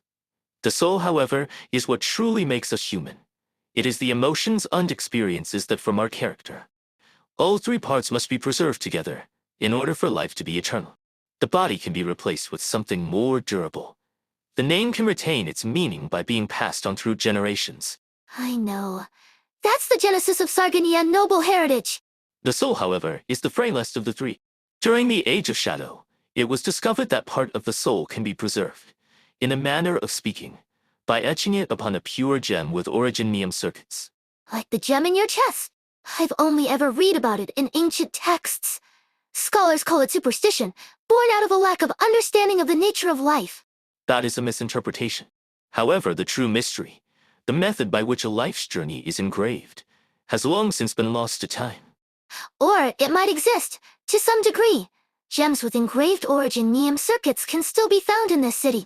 Last year, a gem with originium circuits that could change the ambient temperature in a small area was sold at auction for an incredible price. Some things survive the test of time, only to become barely recognizable. The sun's about to rise. We should get back before the museum opens. Let's go. The museum is just ahead. I don't want to crawl through another hole. Why don't we use your arts to make a shortcut? One moment, Tepi. Have you sensed the gem? I would like to see the sunrise. The one thing that the passage of time cannot change. Just for a bit. How lucky. It is still bright, glorious, brilliant. It still brings warmth. Abe slumbered for centuries beneath the sands with only darkness for company. He squints straight at the sun rising in the east, the brilliant wheel of flame. Sunlight shines upon him for the first time in a very long while, illuminating his golden body. Peppy can barely open her eyes, so bright it is. Is it time to go back? You can stay a while longer, if you like being in the sun. We have a little bit of time. The sun is 4 days since Nartoya went missing. Focus, HACI. This work requires attention to detail. You're sure that the communicator fell into this drainage outlet when we left the museum, right? I'm sure. Well, we've been dredging through it every day, but we haven't found a shadow of it. We can't reach Nartoya if we don't find it. If we can't reach Martelia, what will we do? I remember Nartoya saying, we should find a way to get money when she's not around. You're right, Ayane. We need to pull a big job. That way we can buy a new communicator and get in touch with the boss. Let's got work to do at the museum. Hey, AJ, I think I hooked something. What do you think, LACBAR? I hue like the night sky, and the wavy patterns it like lava, gently flowing across it. It was dug up from the deep obsidian veins decades ago. It's a rare treasure today, given the state of Mount Sista. The gem vendors in town dare not give a hasty quote for it. And you've been away from the post these past few days. There is no Originium circuit on this gem. I'm afraid I cannot give you a high price for it. A blue fowl beast that was perched on the overseer's staff flies up, grabs the obsidian, and places it gently on the scale. The scale comes to a halt, and the young overseer looks at the reading. 370 dinars. B. But a seized end collector offered a much higher price for it. The equivalent of 37,000 dinars. Could you perhaps be mistaken? You could always go back to that collector. Well, it's not that I don't trust the overseer's eyes and scales. But if we were in Londinium, Men or Sista. We're in Men at Humme. There are treasures here beyond reckoning. The sand beneath your feet was perhaps at one time gems brighter than the stars. That is why we value the power of a gem far more than its appearance. 370 dinars is the most I can give for an ordinary obsidian, with no Originium circuits or special powers. Can we really sell a rock that we reeled in from the sewers? Even the roads in this city are paved with gems. Try holding it under the sun. What am I supposed to see? Nothing. It's like the plastic handle of my toothbrush. Well, don't be discouraged, Ayane. It could help Martia's great endeavor, even if it's not worth much. Like she could enjoy ice water for an entire week once she comes back. Added with lemon slices and dried dates for sure. Hey, you! Yeah, you! Behind the counter! Yeah. You're the receptionist, right? Receptionist. It's our first time here. We want to do. What do we want to do, AJAGI? To get this gem appraised and sell it for good money. Yeah, that's right. Do you know where the queue for gem appraisals is? I can appraise it. Wow. Even the receptionist at the gem trading post knows how to appraise gems. At first glance, it is a pale sapphire of low purity. Oh, purity. Sounds like dried dates are off the menu. Well, the lemon slices still have a chance. The Originium circuits are clearly visible. This is... What is it? Is there something wrong with the circuits? Never mind. HAACI.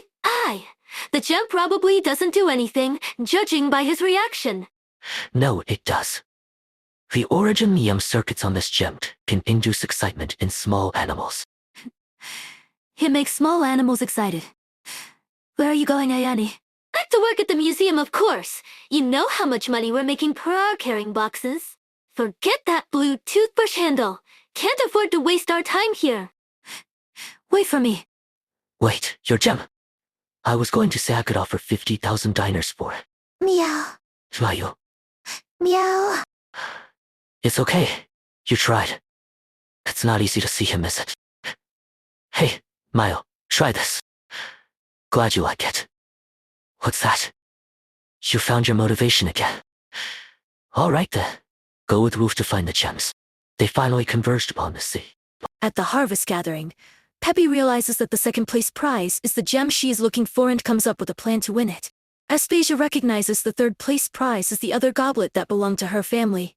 Stay in the grass and don't come out. I had to be real careful to get you out during the day. The grass is too short. It can't hide my ears. Zangalore. Father, that girl is rummaging in the grass. It's not polite to point. She must be drunk. No, I can still see them. She's about to fall into the grass. Should we help? Just pretend not to see her. A little fall never hurt anyone. It's being seen falling that's really embarrassing. This is where the events leading up to the Flood Festival are held, and all the competitors are here today to sign up. It would be very awkward to run into her during the competition. It's a Menat tradition to sink various items into the river as a sacrifice to the river god ahead of the flood festival, praying for good luck. Guess where we can find the rarest gems in the city? In the river.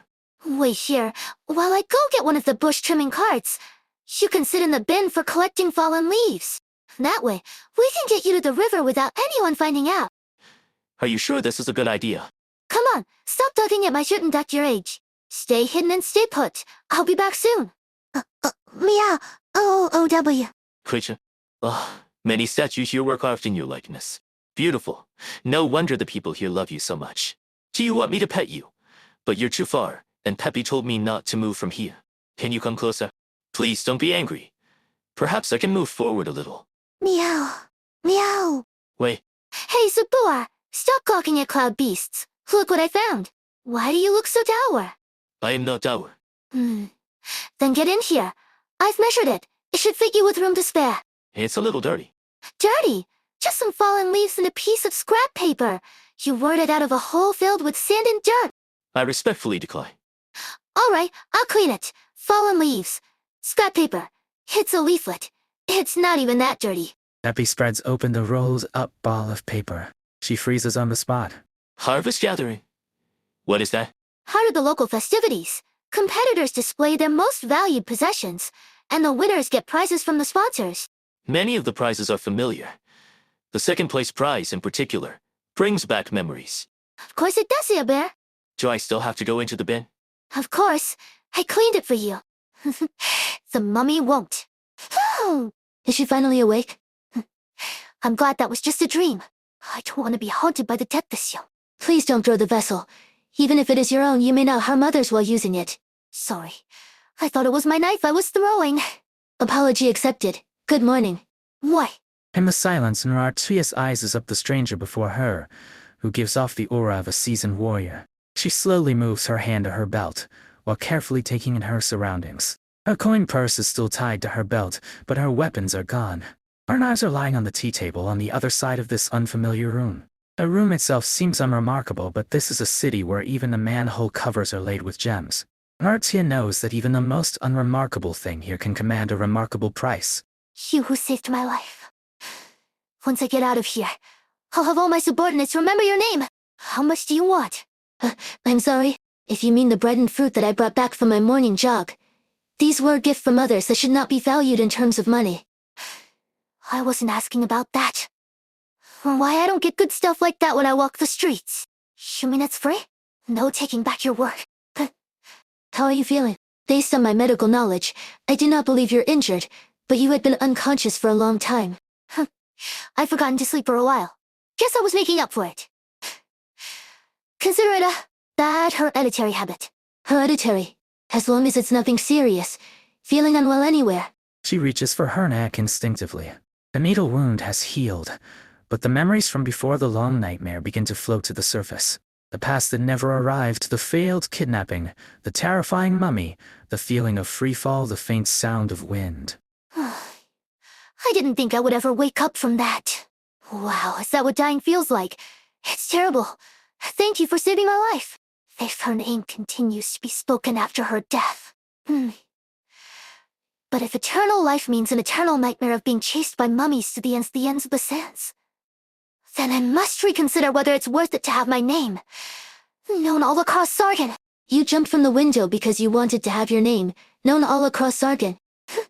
I suppose. I fail to understand the Sargonian obsession with such tradition. I sympathize. Had things not been going well for you in life? It's been a pretty big headache. Say, I want to ask you. You saved my life, and I ought to repay you. I'm planning something of a great endeavor. What? I need a wish when I fell from the building. I guess you're that competent subordinate granted by fate. Very well. I'm happy to be of help if it alleviates your stress and gives you the will to live. And Ash, look what I found. I don't know what you found, but I found that you've been sneaking away with the museum's collection again. I'm putting him in a dirty leaf bin. Sorry, I just couldn't bear to watch him waste away in the museum, so I took him out to get some fresh air. Is that so? Yes, and at him I was interested in seeing the outside. See? Let's drop this and talk about the good stuff I found. Freest leaflet? Look what it says. The third gem that Zabor and I have been looking for. Didn't you say you took Zabor out because he was wasting away in the museum? Killed without beasts with one stone, as they say. Did you think about how to get the gem? Second place is not exactly easy to get. The harvest gathering attracts the rich and noble, eager to show off their treasures. I know of at least a party Shaoes who are visiting anonymously. I can help you appraise ancient artifacts, or volunteer myself as the entry. No worries, that's the easy part. The hard part is finishing second. The entry has to be extraordinary, but not unique. It must represent an era, but not symbolize it.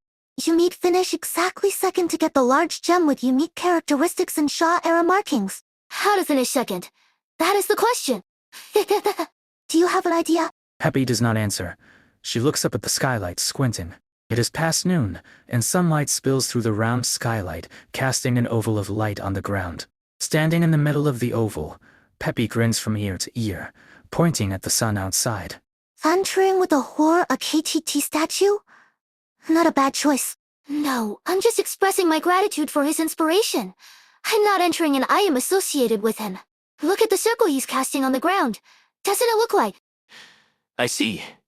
You plan to enter with a talisman engraved with a royal name. The cartouche is the symbol of good fortune and warding against evil.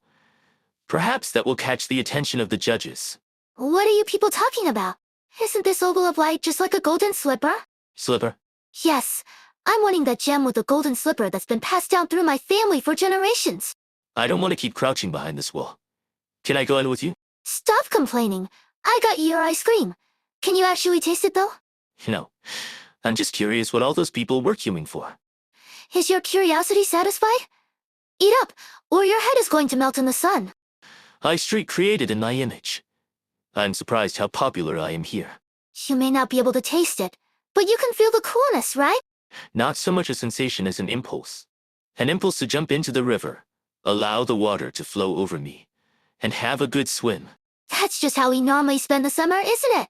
Oh right, gold sinks in water. That's why I described it as an impulse.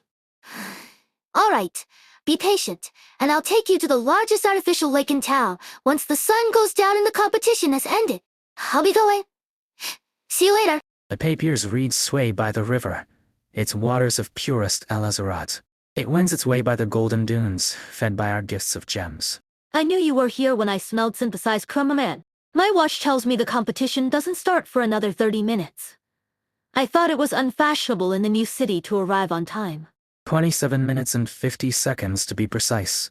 My watch is more accurate. After all, its mechanism is based on the machine that the Shah of past and future invented after he discovered the artifact that gave mastery over time. Your idea of time is as vague as that sundial in the museum. You do not understand that the every grain of sand passing through the hourglass is a gold coin when one arrives too early and has to wait. True, I believe this antique was last calibrated when the sundial was dug up. I wonder where your ancestors were at the time. Perhaps I should inform them that it's actually 11:25, and both of them should adjust their watches. This sports watch is waterproof and dust-proof. It has a compass on it. I wear it on my monthly climb of the Harai Mountains, and I can recommend it to them based on first-hand experience. You got some free time. Go try some other drinks. I like this esguava juice more than the herbal tea. I'll get a few more cups if you want. I'm no potty Shaw. I know how to use my hands. So, you're not contemplating suicide? Why would I? When you can get all sorts of free drinks just walking through a city garden like this. If I may say so, my 100,000 dinar burden beast pulls the carriage faster. It could knock a grown man down with its weight. If I may say so, stability is the most important thing, and that's what the burden beasts of my ranch offer. Unlike you, I don't have to pull down the curtains to stops and send flying by a carriage or juice spilled by passers-by. What are these people doing here? This place is for drinks. Don't worry, I caught it. Not a single drop of Yava juice was spilled. Let's find a place to sit by the roadside. But am I even the boss at this rate? I should introduce her to Ajayan Dayani. Did you say something? I was just thinking I would take a trip to the museum after I've tried all the drinks here. You're going there too? Yeah, but I'm not as interested as you in the artifacts. I just saw something and I need to start searching from the last place I saw it. Not a single beep from my communicator after all this time? Not one call. Unfortunately, the museum has remained closed ever since the incident. and I doubt the management would promptly contact the owners of lost items as promised. Whenever I close my eyes, I think back to the day when I glimpsed a fragment of the lost glory of ancient Minos, and the disarray within that grand museum. Setting everything aside, it is unbelievable that the staff could not recall the locations of the exhibit halls and the routes to them, leading dozens of panicking tourists to the northeast, to the Manoan exhibit where there were no exits. I must strongly express my dissatisfaction when I have a chance to meet with museum management. I changed my mind. Let's not go to the museum today. Excuse me. I see you're enjoying the drinks we have on offer today. The two of you have lingered here for a while. Perhaps you are interested in participating in the harvest gathering. You appear to be tourists. This pamphlet will give you details about this key event leading up to the Flood Festival. Not interested. Aspasia? Fate has smiled on me at last. Now Martia, you say you have visited the museum. Perhaps you know what this is. Isn't it just a simple old cup? This is my family goblet. As the gathering approaches, Peppy gets ready for the event in her own way, aiming for her desired prize. Aspasia too is vying for a prize with Martia's help. In the museum, Anata and Metavitikti have a disagreement on how to run the museum. Oh, what an honor it is for me to meet you here, Hatshepsut Animath Nd. A slipper from the early new calendar era you brought has certainly broadened my knowledge of history.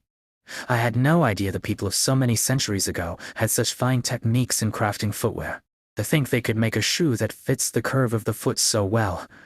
As for the lotus ornament atop it, vivid beyond words. Not to mention the slipper was made not long after the Great Explosion, and it reflects the drastic shifts in the local climate. It's a pity that it's missing its twin. I fear it won't win on its own. That's fine. Second place is enough for me. It's the participation that counts. Of course. As daughter of the Padishah, Hatshepsut Animath Nd, you will one day take up the mantle of Padishah. I am sure such a trifling honor would not be worth fretting over. That's still a bit early. There's a lot of things we can't say for sure. I've heard your younger brother has been selected to become court historian, and that he will set out for the City of Gold in 2 months, Hatchiam. Even a girl as talented as Hatshepsut was not chosen for the post, which just goes to show how gifted her brother is. We're practically the same, really. Are you trying to say, good sir, that becoming a Padishah does not require talent and ability? I believe that if Hatshepsut were to take that position, her family would no doubt continue to bask in glory. This is different. Hatshepsut's family is Sargim's most illustrious line of historians after all. Have you thought of what to submit? Not yet. You don't have a single treasure on you. Is there anything about my walking posture that needs improvement? Forget it. Give me some time to think of a plan. I once won the silver medal in a sprint. No good. See the way their feet move as they look around? They spent time in the Emirai armies. I also earned a silver medal in an unarmed wrestling. How would we participate with stolen goods without getting caught? There is also the silver medal I got from a ceremonial dance competition. Fine. No need to make things hard for yourself. In truth, I have 10 silver medals across 10 different events. I keep them on my person at all times.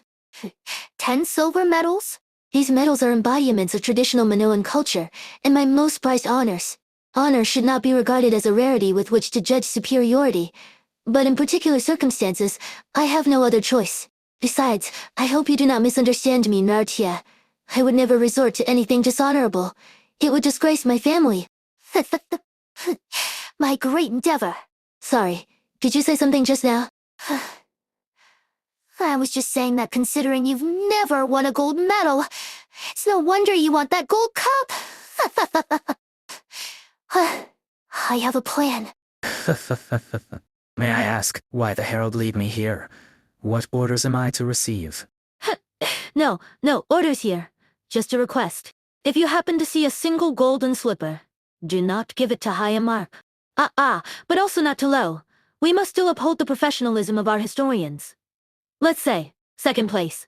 Second place would be good. That exhibit has precious historical value, but if you wish to reduce its mark for subjective reasons, that would not be considered unfair to our other competitors. If you've deduced my identity, then please keep that a secret as well. Thank you.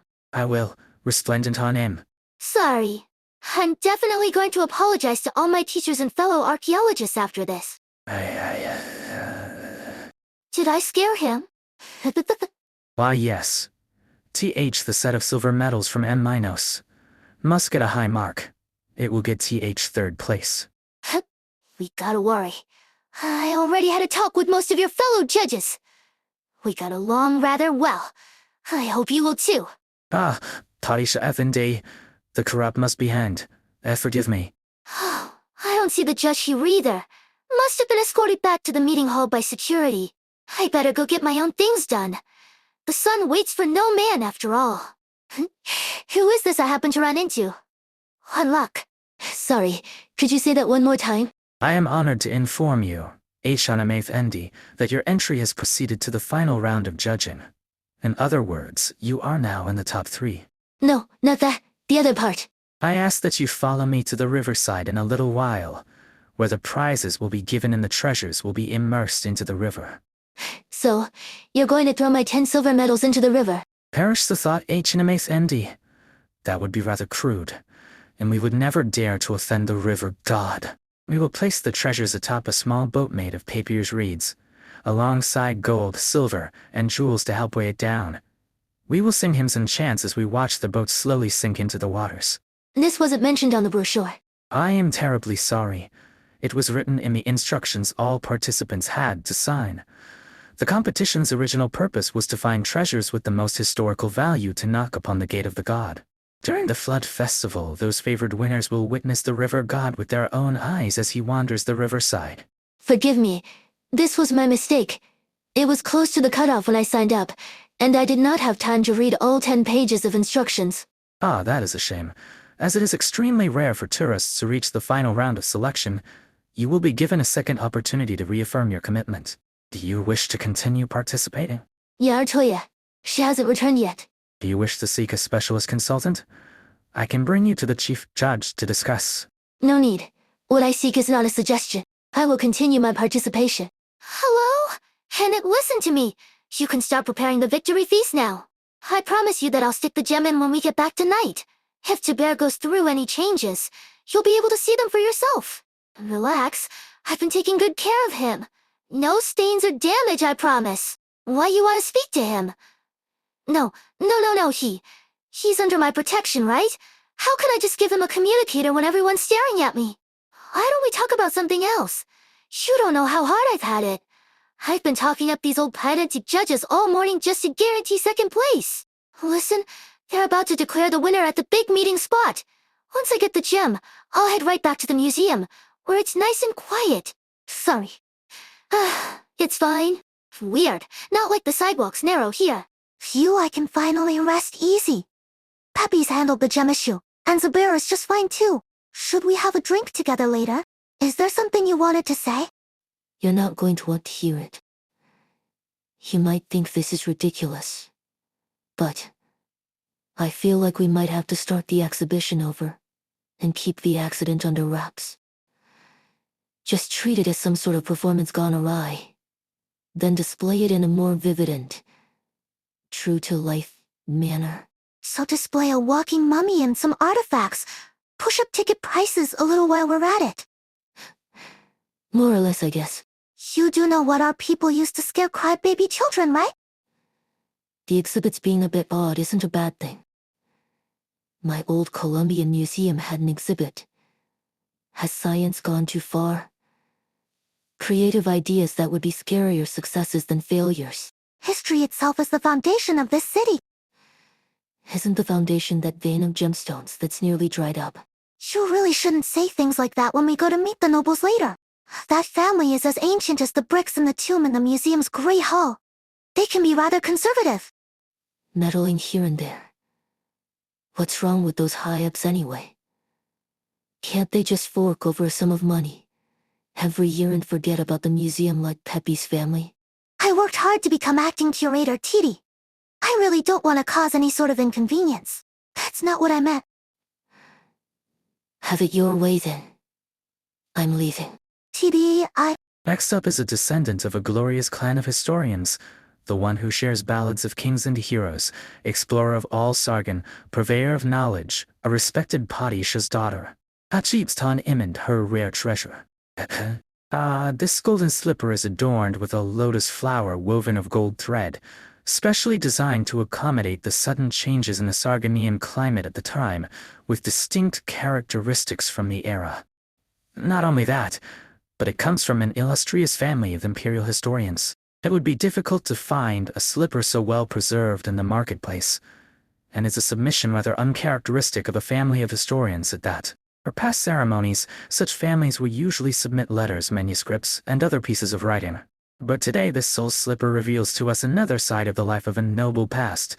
Its value is incalculable. Okay, thank you for the commentary. Next, I will announce the judge's decision.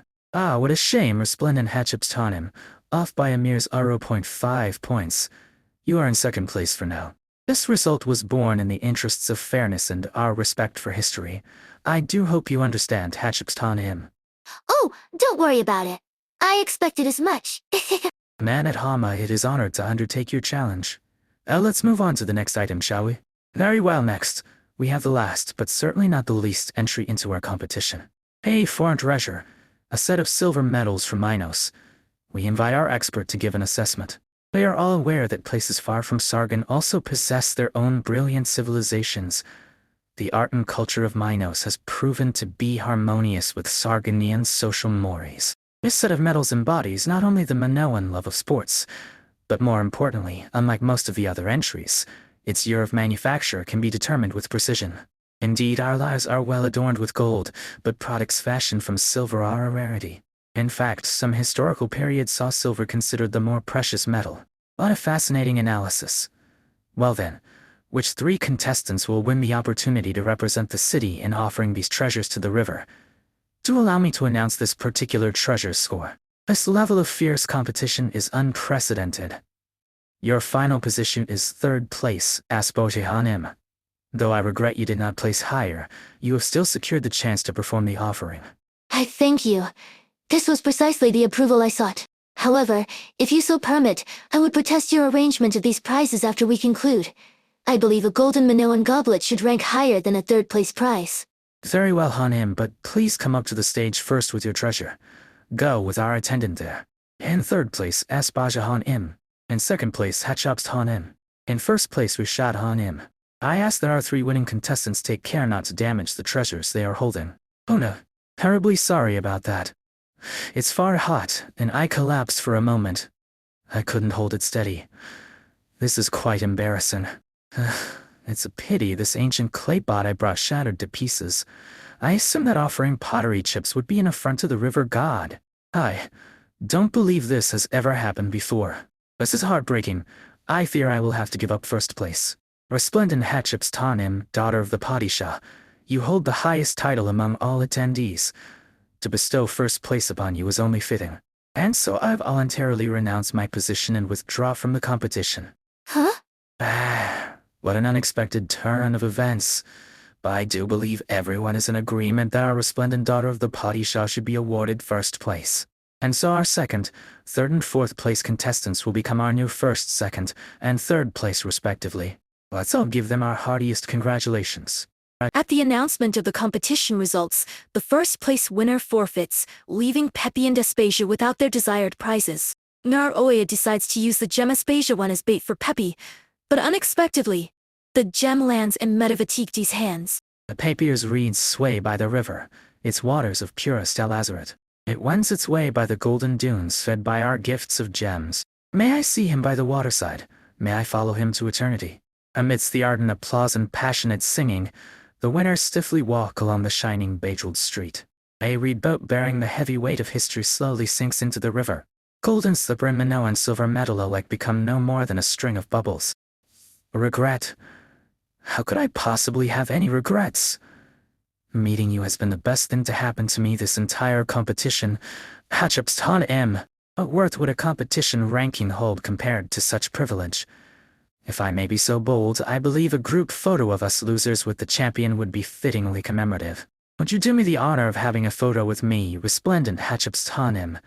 If you would hold the first place prize statue as well, that would be perfect. Thank you for your kind words. I joined in a most absurd competition. Yeah, that was absurd indeed. I intended to seek history, honor the feats of heroes past, be steadfast in my pursuit of victory, and confront fate itself. The other thing, basically your 10 old silver medals are a single shiny new one. This is Sargon after all, so that's no failure. As the Lords of Mirren Potty shall wis, sand can be as precious as gold. Maybe you'll go down some windy road, you'll find yourself recognized, and that golden cup will be handed right over. Handed over? Let's say, maybe you were to chat with the lucky winner of the cup, and wheel your way into his trust. You're right. The treasure I put forth is recognized. This means that Minoan culture itself was also recognized.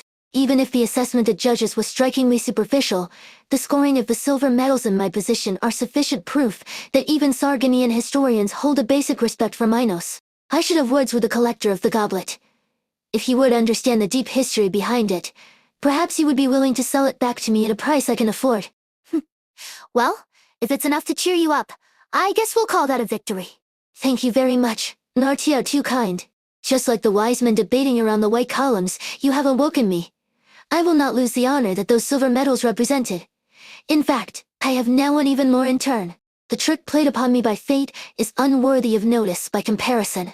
Moreover, if immersing those medals in the water would aid the people to see what they wish to see, then I am happy to serve. If throwing this gem into the river would summon the god I've heard so much talk of, then I can see you're feeling a bit better, but calm down. Don't throw it away. Or I guess I have a person I wish to see. Could I borrow it for a while? The tracks are ready. Relax, I was real careful putting them together. The more someone knows, the less they'll suspect. I also slipped the invitation into the girl's bag. I made sure to wear gloves for handling artifacts. No way I left any fingerprints behind. Any questions from you, Tip? I have one.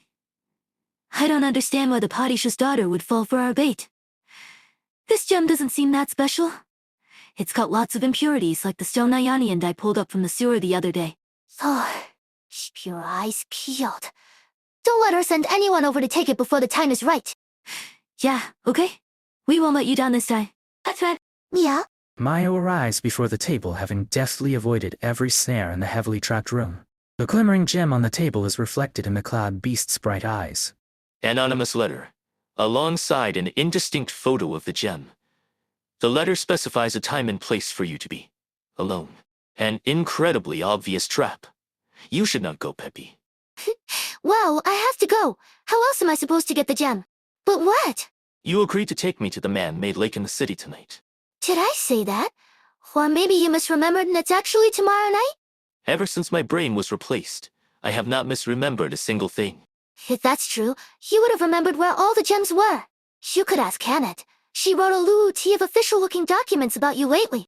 I also have a few observational reports and paragraphs of a draft for a paper on this ancient general, actually. Maybe she can take you there. I might need to take a few more shifts if so. Do you really have no idea who sent this letter? A tourist who got second place seemed like a nice lady. I might have been too easy to read at the harvest gathering. Everyone could probably tell I wanted the gem. But we needed to get more information out of Zabir. Whether it's info on my hidden treasure or data for your thesis. Even so, I advise you not to take the risk. Even if I've been across Olaf Sargon by now. I do recall you merely failing to make it back twice when we were still in school.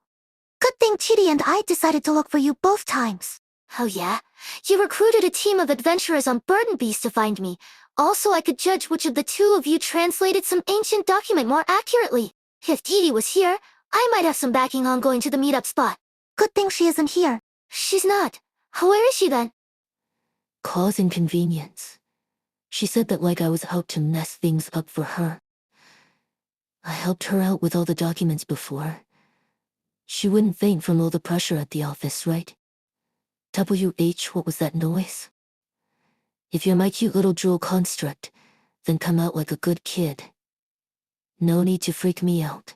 Meow. Oh, darn it. It's you again, little cloud beast. Sorry, buddy. Do forgive me. All right, here. Some pats on the head. Please don't get mad. I know you're a bit of a bad-tempered scratcher. But let me explain. I've got a good reason for being a bit jittery today. Yeah. Do you still remember when we were all at the museum earlier? I got freaked out by a bunch of things suddenly jumping all over the place. And then today, I got in another fight with Annette. Please don't be as mad at me as her, you cute little cloud beast you. I know we're always getting into fights over academic matters, of course. I know that she really wants to publish her research for everyone to see.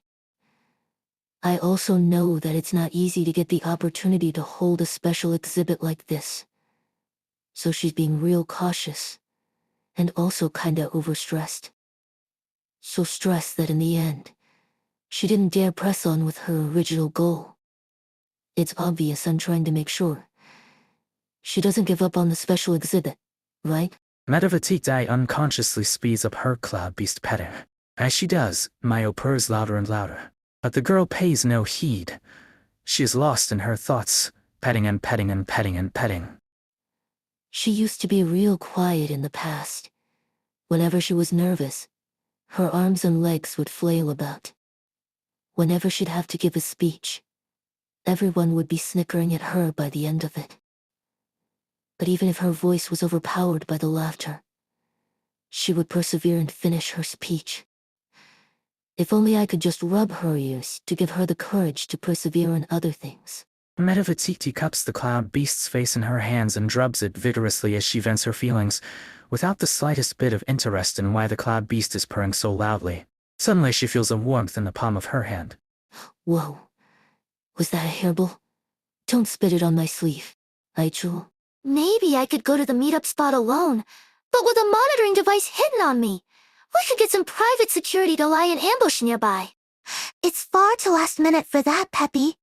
Security companies won't have the manpower on the eve of the Flood Festival, not to mention you can't negotiate with them in the middle of the night. Well, how about renting an aircraft to support me if needed? Such a flying object would be rather suspicious.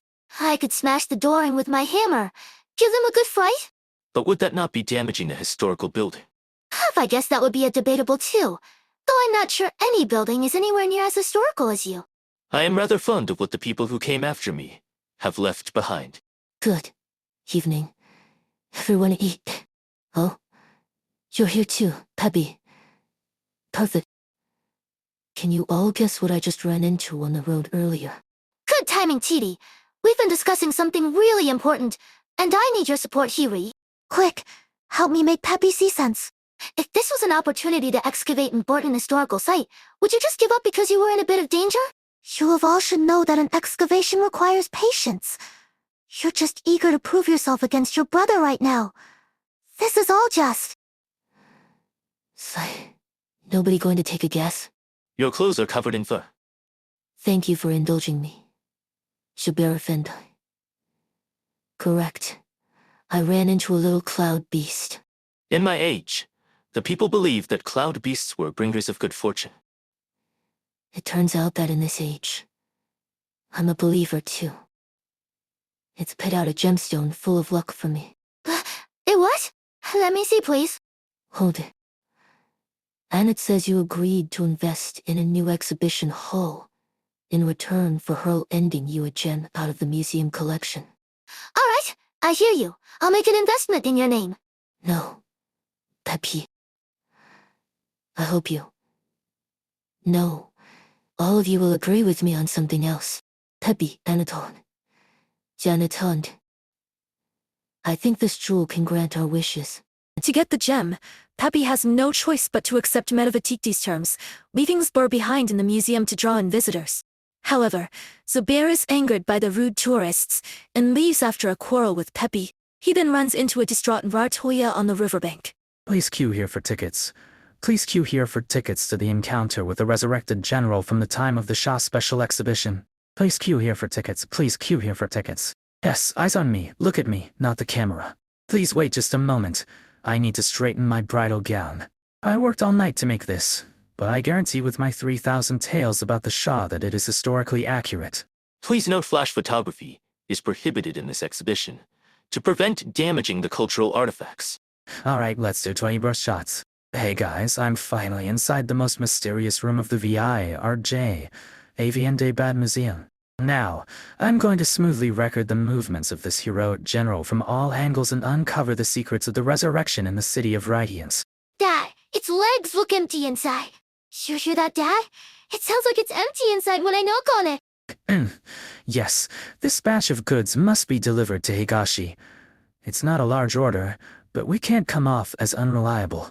Please, look after your child. Sorry, hold on, I'm a little busy. Hey, come back here. Don't run off touching everything. Please don't make noise in the museum. Hey, you're the ones who decided to pull off this open exhibition and even let your exhibit wander around. You didn't even limit the number of visitors, so it's no wonder the place is so rowdy. Acting Curator Annette believes that history and knowledge should be made equally available to all, and thus she has not established a tiered ticketing system.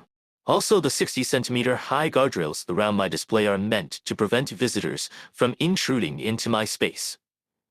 If your child crosses the rails, you will be flouting the rules and regulations of this place. Please cooperate with the staff. T-I-8, I missed. This guy doesn't say which currencies work. To be fair, the guide doesn't even say if tossing a coin will bring good luck. Alright, I'll try it anyway, just in case.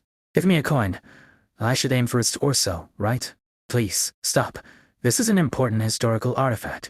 There's too many of them, I can't handle them all. Understood. I will use my weapon to slice the incoming projectiles apart. Everyone look. I'm role-playing a knight Cymoran warrior from 1,000 years ago. Heck, I have been defeated. What a grand historical reenactment. My weapon did not make any contact with his body. Oh, General the Shah, a few words for your defeated foe perhaps. Back in my day, the most common phrase one would hear in the army when beheading captured enemy leaders was, "The insect shall devour your entrails." Okay, sure, if you could just say that again. Hey, don't come over while I'm still lying on the ground. You're gonna cause a stampede. Oh no, I should call for backup. Who could have guessed there would be so many people here to see a walking mummy when the Flood Festival is going on? Hatchup Stage Anime Fendi. I hear you've been spending recent days looking for a particular gem lately. It just so happens my family is in possession of one, so I've brought it here for you. I hope it can alleviate your worries. Thank you so much. Please let me see it. I wonder if I might be fortunate enough to host you at my home for dinner sometime soon. So sorry, Anime Fendi, but I've been crazy busy lately. Thank you for taking the trouble to bring me the gem, but I'm sorry to say it's not the one I'm looking for. Oh, truly a pity. I will bother you no more, Hatchup Stage Anime Fendi. Until we meet again. How many more do we still have outside? 73, and they all claim to have the gem you're looking for. Why are there so many? Just tough it out and take a break at noon. Some gemstone merchants from the Grand Bazaar say they found some clues, so we'll go over then to take a look. You call that a break? Of course. You'll only be seeing gemstones, no people. Anatan M., the Padishah's daughter, has been sitting here frowning for the past 3 hours. Are you still interested in the remaining gemstones? How many do we have left? More than 200. Leave them here. We'll finish looking through this crate first. Very well. I'll take my leave then. Did someone come by earlier? They delivered another crate of gemstones. Annette, something's wrong. Why does your head look like a prism? The furnishings too. They're sparkling. Happy. The museum has finally opened its doors? Yes, Aspasia M. The special exhibition tickets are in high demand. I heard wind of it last night and wanted to tell you to queue up early, but I couldn't find you. It's not what I'm here to see. It's the collector I'm looking for. You seem to be in a good mood. As I thought, language is a bridge to peace. Communication serves as a foundation of understanding, and this historic city is also abundant with knowledge. Argonians have been proud of their glorious history since antiquity. How wonderful it would be if they were willing to sit down for a long conversation, instead of plundering everywhere they go. Collector understood how persistent we Minans could be, after my explanation, and I also gained much from his insights into the city. Right, there is something I want to ask you. In modern man at Hamayit, are silver crafts more valuable than those made from gold? Are you joking? Of course it does happen from time to time. For example, under pain of death by Lord Amir. I see. Thank you for the clarification. May I ask if that companion of mine has returned? Yes, with 2 other friends as well. 2 other friends? Very well. The more heads to share ideas with, the better. I'd love to find more currenters as passionate and frank as she. Aspasia walks up the hotel stairs and stops before the door. Nartia in there? I bring good news. That collector who won 3rd place has decided to return my goblet to me after listening to my 3-hour speech. Would you like to come with me to the museum to look at both goblets together? I didn't see anyone go in or out of that room with the gemstone last night, Martia. I was hiding on the roof of the opposite building with my eyes peeled the entire time. You know how important this kidnapping is. This is the only way to quickly get a big pile of money. I'm sorry, Nartia. We'll go look for the Padishah's daughter right away. The caravan I got to be our cover is about to leave the city. Even if we manage to find and snatch her, we won't have a way out. Let's focus on what to do next. Both avoid contact with the girl. Report in as soon as you find any other way to make money. That's the least I can do. You don't have to do that. AJAZI suddenly feels a deadly silence descend upon the room. She looks at the intruding stranger, shifts her gaze to Martia, and finally turns her head to Ayani with eyes pleading for help. Ayani raises a finger to her lips with her other hand inching towards the sedative at her waist. I can explain, Aspasia. Once it's done, I'll return you your gem, or something of equal value. You can trust me on that. Subordinates. We'll play. I heard you planning to bait the Padishah's daughter with that gem, in order to kidnap her. You heard out everything? My apologies. I had no intention of eavesdropping on your conversation. I just happened to be standing by the door. I believe communication lays the foundation of understanding, but I also know you have a large debt to pay and need money urgently. So, would you like to tell me the whole story? There's nothing I could ask you to do, even if you want to help. The past is in the past, and our plan now, well, we basically don't have one. You know that's not what I'm talking about. If I tell you why I owe this debt and need the money, will you help me? I believe we can discuss a more honest and conscientious way to do it. I knew you'd say something like that. What for? I just want to... Ayani and AJI exchange looks with each other. They are certain Martua's call to action is the moment when they hear the crisp clacking of her heels on the ground. I've been staying with you for weeks and even took your gem. I have to pay you back for all that? I know it's not enough. But, I mean, we're such good friends, aren't we? Nartia. Some merchants might not recognize them, but I'm sure you'll find somewhere to spend them. Could you be a bit flexible with my debt? Narjoya, are you so unwilling to have an actual discussion about this with me? I already get you, though. Maybe you spend day after day in your temple copying statues to work out the basics of sportsmanship, or maybe you followed your parents and took an oath passed down through generations. You're one of the innumerable followers of the Manoan heroes, so I'm sure your soul is pure. Fall from a tall building, and you'd speak up to anyone who used more exceptional methods.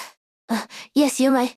I believe a scale of good and evil lies within all our hearts, and one exists within the laws of the land as well. People ought to act according to the balance of that scale. But I understand your point of view. Perhaps you would say the laws set by the Lords Emir and Padishahs are of abnormal balance, and one should act as one's heart dictates. However, I dare not trust myself, Nartia. The day does come when I'm caught by the Lords Emir and they give me some ridiculous death sentence. Will you talk sorry for me? Of course. That's like you think my death would be a great loss for Al Sargon too. Your help in my grand project would significantly lessen the risk of us failing midway. But I understand if you don't want to. I'd love to have everyone join me and stay by my side. But if I care too much about those who leave, aren't I just stupid as the ones who resent me? Let's not make it difficult for each other. Very well. I consider your debt settled. You're injured. I'm fine. It's just a scratch. You should see to it. I've met many a warrior who lost his life after neglecting a minor injury. Times have changed. I'll tell you all about modern medical science someday. Are you going to rest? No, I need to tidy up these soap notes first. So, It's a super long story, and I don't know if I'm sane enough right now to tell you the whole thing. before we parted this morning, you promised to share the information you obtained with me. Stay true to your word, Peppy. Okay, I found absolutely nothing today. I made an announcement, and lots of people came to see me with similar-looking gems. They were all useless stones. I spent the whole day watching gem after gem fly past my eyes until my head was spinning. Then I went to get a drink and take a break, but the two kids next to me suddenly started fighting. That's all I have to share with you, Sabir. Got the information you needed from that? Do you wish to hear what I experienced today? Sabir, Many strange people came, though they were rather amusing as well. let's pick this back up tomorrow. You don't need to sleep, but I'm exhausted. Peppy, I do not wish to stay inside the museum. Just bear with it for a few more days. We need to help Edie with her exhibition until it's over. That's how we got the gem from her, after all. Once the exhibition is over, I'll take you to look for the other gemstones. I do not want to look for gemstones either. What's wrong, Sabir? As the guardian of the Shah's treasury, aren't you supposed to recover all your memories and resume your original duties? Are you not the one more eager to locate the treasury? Yeah, you're right. I mean, why else did you think I woke you up? Peppy, I am already awake, and you can no longer treat me as a mere artifact. My thoughts and actions are my own to control. I do not wish to recall all my memories so soon. At least for the moment. Tomorrow we will have fine weather, and I wish to take a walk outside free of all worry. People are going to freak out if they see a museum exhibit getting some sun all out on the streets. I already told you, I am not an exhibiting artifact. I'm sorry, Sabir. It's fine. It's already so late, though, and I'm way tired, so we can talk tomorrow, okay? Good night. In the empty room, Zubair tries to press the wall switch and turns the light off. After a moment he tries again, and the light comes back on. Meow? Bio stands in the middle of a night-shrouded street, staring at a window in the distance with a light repeatedly flickering on and off. And then, the light stops flickering, and glass shatters. Once the south wind passes, it'll be the drought season over there. Prepare to jump. Well, girls are really something these days. What are you doing? Throwing your life away? What?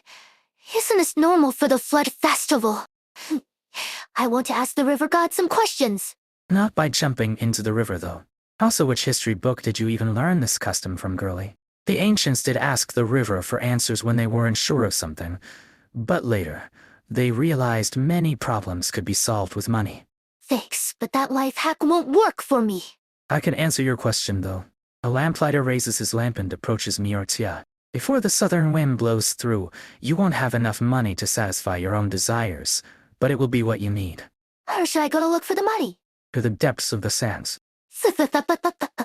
I can only answer one more question. It's sorts with unlimited samples to offer? Wait, that's not the question I wanted to ask. Will that Bridget Minoan come looking for me? As soon as the lamplighter finishes, Miortia catches a glimpse of a shadow on the edge of her vision. A figure stops in the empty street and looks at her for a moment before turning and leaving.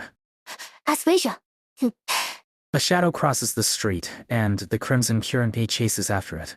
Nartoya can only hear the sound of the wind, the rush of the river, and the song from the lamplighter that gradually fades into silence. May I see him by the waterside? May I follow him to eternity? I lost sight of her.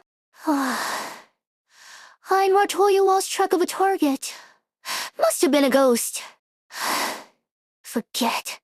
I'm not stupid. Everyone here is crying to see a spirit or two, and I heard no footsteps earlier. So, this only means I really did see a ghost, yes? She sits down on the curb. On the other side of a flower sits someone listening to the river silently in the dark. You might want to wipe it dry first. You're not actually scared of ghosts, are you? Did it spook you? Need me to protect you? I'm feeling nostalgic. I didn't get a good look, but I'm certain it felt like the soul of a late friend or kin. I hear anyone who spots the shadow will receive the blessing of men at Hamet, but it looks like the two of us here are down on luck. I merely got into an argument. I'm guessing you didn't win. I would not be sitting here if I did. Somebody told me 10 minutes ago that the locals are never troubled because money can always solve their problems.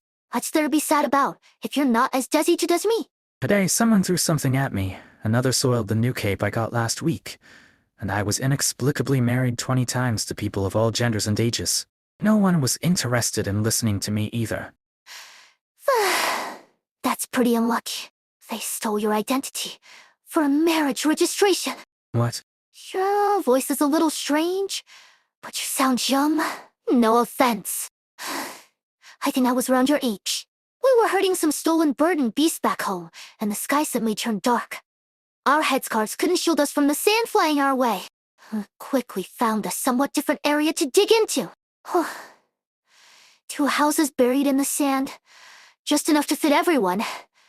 Even came with beds and tables. Common furnishing you find in ancient tombs. You know your stuff. I only found out a few years later. Those were wonderful days. Indeed, time can alter how rivers flow, establish and eradicate cities, bleach bones with the sun, elongate and intensify history. It makes one miss the past, and nostalgia can be a fearsome thing. Yeah. Miss the past all you want, but you're never getting it back. How are the people you've been missing? They're alive, but more surviving than living. You have no idea how many of them sold off their blades. So is their boss, Ayode. I mean, I just need to build a new pile of gold, and those stooges will cheer up and return to the way they used to be. I hope that is the case. I don't know either. It's like how people risk their lives to catch a glimpse of the river god, but all they end up seeing is the last face they would ever want to see. Is that not a terrifying prospect? Well, that's what my mother always told me back home. Fear. And we'll never be dominated by it. That's what they all say. Arknights Imura. Yeah? Why? Nartia feels a pat on her shoulder and turns her head on reflex. She sees no one but the silent street, with its lamps being lit one by one from a distance. A lamplighter hums a tune as he walks up to them, climbing up a ladder and opening the glass shade to light it. There's a dead guy haunting me. Prompted by Nartia, LA's Evie Ayer decides to purchase Abor. Once the transaction is complete, LA's Evie Ayer's pets begin to speak and reveal themselves as sovereigns of beasts. What are we waiting for? For someone as old as you. How much longer must we wait here? Just wait and see. Can I take the call? Someone explained how it works to me a while back. No can do. They'll think we're a scam call the moment they hear your robotic voice. Alright.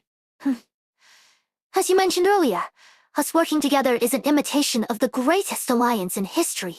Indeed. Can I ask what's in store for me, if I help you find your gem?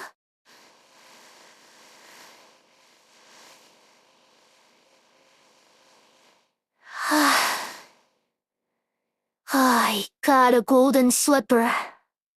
Thrown in my face after you scared me last night. Do you have any suggestions? Letting me live is already more than enough. You're one of Sargon's forefathers. I should be escorting you on your quest. So please, don't be hasty. The artifact that won first place at the harvest gathering seemed to resemble this very gold slipper, inlaid with sapphires. Yes, the 2 of them complete the pair. He's making a ruckus in the dead of night, also a way to make a fortune. They originally came in a pair, but one was lost forever in the depths of the river, so this other one naturally has its value halved. Please entertain my curiosity. Are all modern knights Imura, like you? Beats me. I've looked into the customs and beliefs of many tribes for my plunders, fences, and abductions, but I never looked into my own birthplace. I never went back after that one sunrise. I don't suppose. You're presently on your Keihagen quest. Shakuhima? Keihagen quest. That's the last word I ever want to hear. I'm not doing it. Not even if my ancestors compel me to. You mean you never performed your coming-of-age ritual? I might have a few drops of Night Sorrow and blood in me, but they didn't turn me into a tyrant or a conqueror. And I have no intention of letting them influence my life either. No, it is very important. How will your forebears recognize your blood if you don't embark on your Keihagen quest? It's fine, most of them pretty much disappear off the ends of the earth. Unlike someone I know who suddenly sprang to life at the museum just to lecture me. So yeah, what about you? I've heard that in the Shah's time, people would shave their heads bald when they came of age, that they applied perfumed ointment to their scalps. But some say the scent smelled more like a stench, so I'm pretty curious if that's true.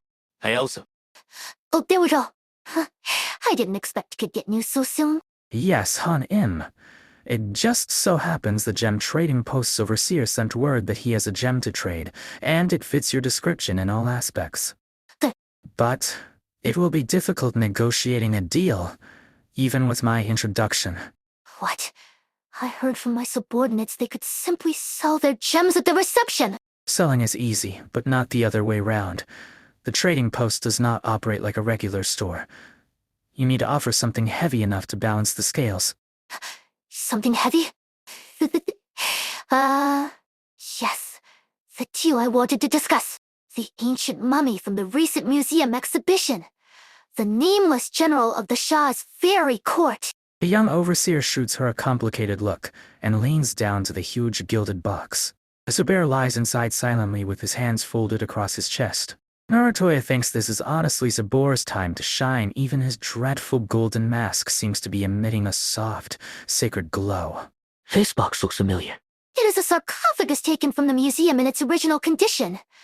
A replica of it, I mean. This is an irregular artifact you can find anywhere. So if you could be more gentle and professional with it. I hear it came back to life and can move on its own. Just starts that play is all. I mean, wouldn't you be afraid if it really could move? Afraid it might run off after I buy it. The overseer, who controls the flow of money throughout the entire city, would have such a unique pet. Is that him, Wolf? Huh. It sniffed out the millennia-old stench you can never fake. It's as real as my sincerity in making this deal with you.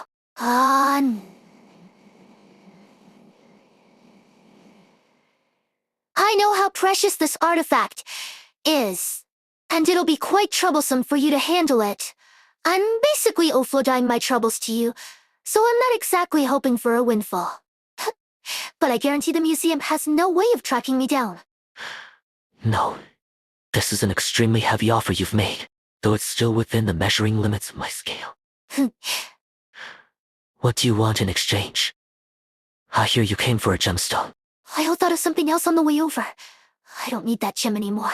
So ingots will do. You wish to be paid in pure gold. I'll go fetch the appropriate scales. Please bring this inside to keep others from seeing it. So, we got a deal. I love a man who does easy business. I don't like the feeling of sleeping in here one bit. You didn't have to get your subordinates to bring it here in the first place. Just hold on a bit longer. I'll come retrieve you soon. Seize the chance and find the gem you're after before the day ends. All right, please do come back. I still need you for something. This is the price I'm offering. Any objection? Fierce sincerity washed into gold. No objections at all. Nope. Well, I'll be going now. By all means. I look forward to any future cooperation. I never said we'd have any future cooperation. Mean either in the near future, at least. But see. She should have understood my signal. Narutoya, if you're truly a descendant of the Knights Imora, a treasury awaits you. He finally followed the notices I sent around and came here. My Woosh. Well done, LACVAR. You have earned our praise. As he hears the sovereigns of beasts, Zubair finds that they have been awaiting his return. LA's EVAR also offers him another gem. Now, he recalls his identity and his duty as an attendant general to the Shah charged with guarding the Shah's glorious treasures.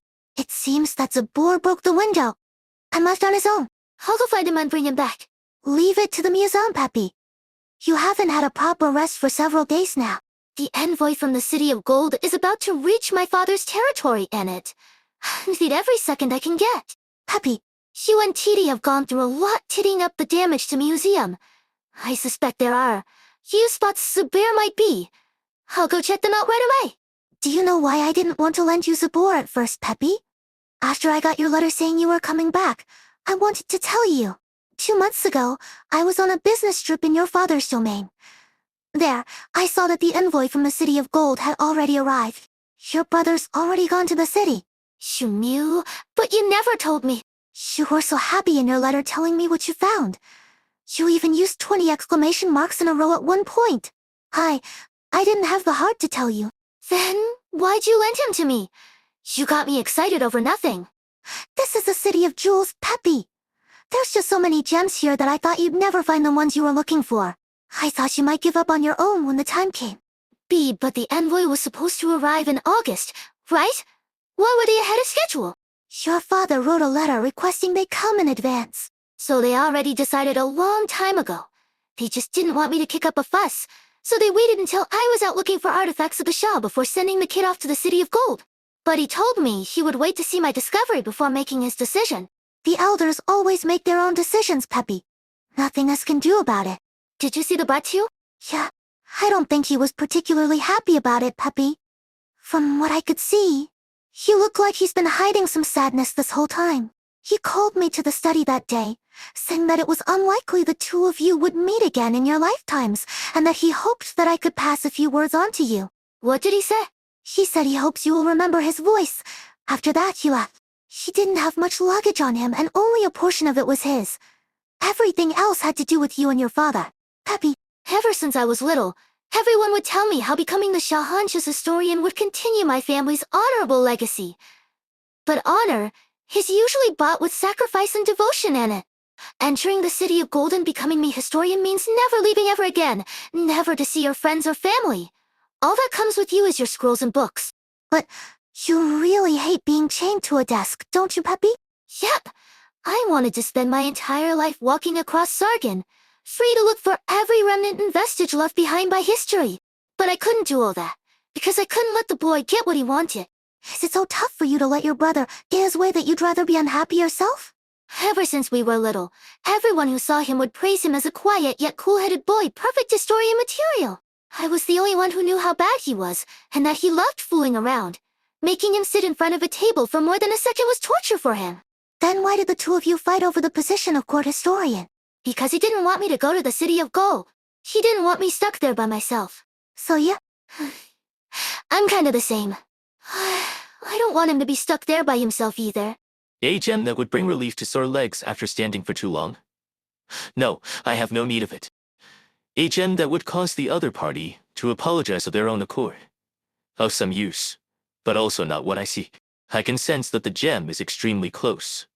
But there are far too many jewels in this house. Hearing footsteps coming from the corridor, Zaber immediately hurries back to the huge gilded box to lie down. He senses an attentive gaze falling upon him, yet not a word breaks the silence. He cautiously opens Aziz's silver, and seizes an colored animal. Oh, this cannot be. The creature jumps into the gilded box, bringing its face right up against the bearer's mask, as if lightly sniffing him. A sable beast also sticks its head into the box. Mayo. seems your memory's nearly back to normal. The scent does not lie. You are no fake. Shut it, Woof. How did you two become so small? Aren't we the way we are now because you failed in your duties as a retainer? My duties. If I still looked as I did back then, I'd be carried out to parade every day. How would I have time to help you find gems then? It's better for all of us the way I am now. Mayo, Sabir has no way of understanding what we're talking about right now. I already warned you of this before he arrived. Never mind. He'll soon understand what we experienced these past 300 years. Whoosh, call over our new retainer. The young overseer walks through a near-endless hallway to reach the bear. A blue fowl beast suddenly flies atop the wall of the trading post, prodding at a mechanism inlaid within. Gears mesh together and springs creak, and the foul beast plucks a gemstone out of the safe that just opened. It places the stone on a thick brown piece of velvet on a tray, presenting it to the overseer. His gaze is calm. His gaze is impassioned. I am pleased to meet you, Zubair Effendi. No, rather long time no see. This stone is one of my weights. In addition to this gem trading post, there are also all the jewels circulating through the Grand Bazaar. I would like to know, Zubair Effendi, if all these gems together would outweigh the soul of a sinner. The door's unlocked. Come in. I said come in, did I not? Is that you, Maratia? There is noon in the black of night outside, but the rapping on the door continues. Aspasia looks up and sees a construct of exceedingly ancient make clinging to the top of the door. The gyrating construct beats on the jewels embedded into the door with all speed, shaking out grains of sand from who knows where. A new form of robbery. As Aspasia stretches out her hand to take it down from its perch, it drops the door ornament it was holding onto the ground. The gem glimmers for a moment in the darkness. Soon after, Aspasia sees the gem and the construct disappear into the entrance to the sewer. Jewel snatching away a jewel. Good. Merely gems retrieving their compatriots from the clutches of their excavators. To history. To the death. To ya. Even though she's not here. But she's the one who treated us to all this carob juice. I never knew a mummy could be that valuable. How about we go check out the museum storehouses tomorrow and see if we can scrounge up another dead guy? AJ, I have little thought. Only looking for the dead in the museum? Can't you see the big picture here? Yeah, you're right. But wouldn't we become officers of the law if we did that? Did you lose something? AJAZI. I feel like you're not your usual self. No, definitely haven't lost anything here. Hey, great bandit like me wouldn't let anything of mine get stolen. Now shut up already and keep drinking. I thank you, young one. Those metal creations who accompanied me have returned, as has my duty. You and I have gone into the night, awakened alert. Now, the sun rises once more. Zubair awakens countless constructs to restore the city into the treasure trove he once guarded. He then untrusts the two sovereigns of beasts with putting both Mertoya and Peppy through a trial. In the stuffy summer heat, a girl sits at her desk, one hand sorting through a thick stack of reference materials while the other wipes sweat from her forehead. She hears footsteps behind her but doesn't bother to turn around. Her almond's on the desk, but he already knows. Why are you still reading, my dear sister? It's such a fine and sunny afternoon, my dear sister. Let's go play outside. You don't plan to sit with your nose in those dusty papier scrolls your entire life, do you? My dear sister? I talked to father, my dear sister.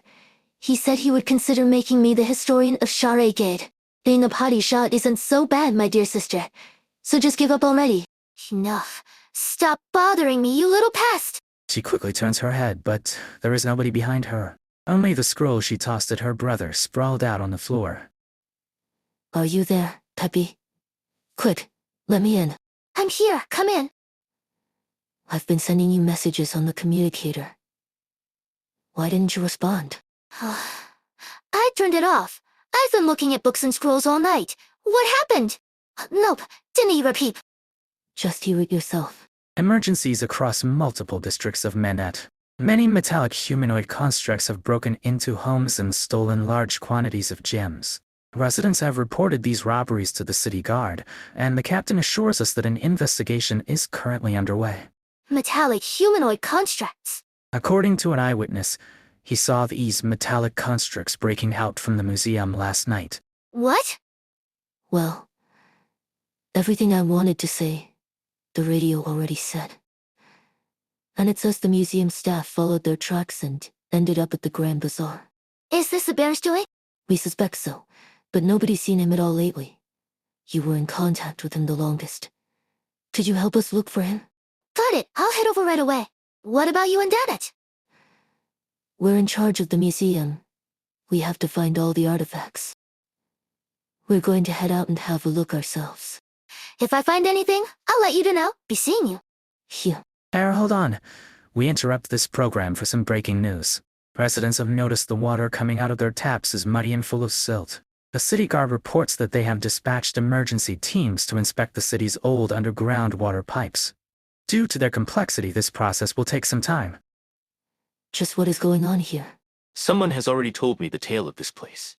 The prosperity of the Grand Bazaar is born upon gems, alongside spices, silks, and crafts, all flowing through the river of commerce to bestow riches upon this land. The gem trading posts in the gems with unusual originium circuits have transformed men at Hama, it into a morning star on the crown of sand. Several houses begin to turn into sand. People throw open their windows or rush out their doors, staring in disbelief at the ancient buildings they have lived in for generations. And then it's a boar who stands in the middle of the street. But Zaber pays them no heed. He stoops down and picks up a piece of jewelry from the pooling sands, its gem glinting within the metallic helix structure under the sun. The fresco you mentioned is straight ahead. Yubera Finda. My mother's father once told me that the painting depicts the lives of ancient Arknights and records the birth of men at Hamed. Even if the river dries, and the city is buried beneath the sands, it will not fade. Will not fade indeed. Just like every gem that has passed your hand in mine. But it was neither dried river nor burial ice, and that brought calamity to the city of yore, but a flood that destroyed even the peaks of the grand edifices. What remained of their splendor was eventually buried by the sands, becoming a secret of 1,000 years. Each rise of the sun and fall of the moons is a tiny repeat of the endless cycle. The brevity of a day in the span of a lifetime. The birth of a new city. The fall of an empire and mountains to dust are but all similar repetitions. If I may, I believe that while the fresco captures only a fleeting moment from centuries past, its value lies in that this moment will be repeated countless times to its beholders.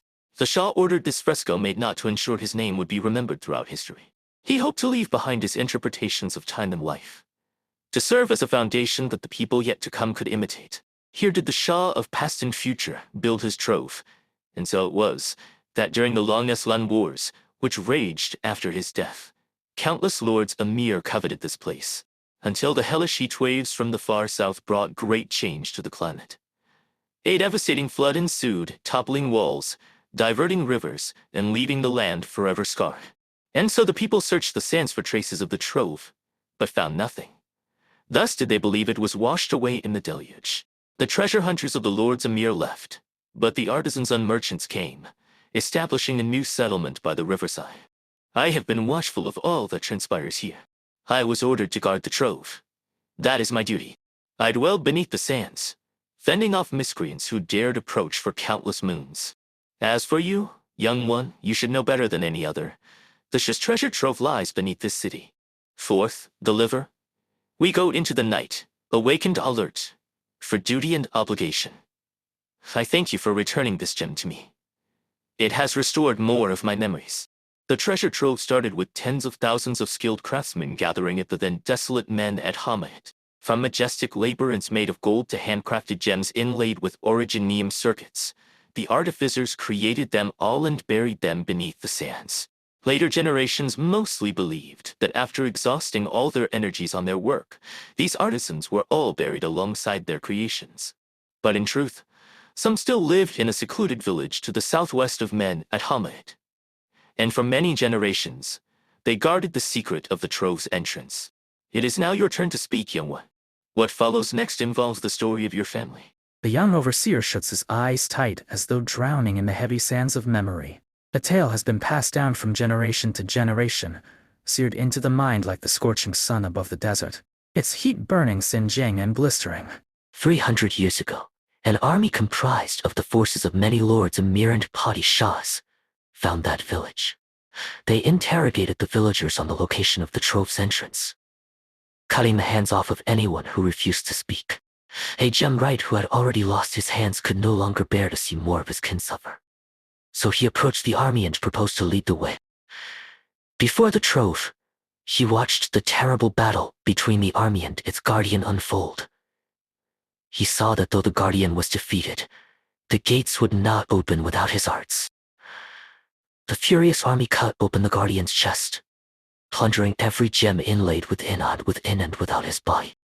Although the Gemwrights used every technique he knew to guide his young child in restoring the guardian, he never woke up.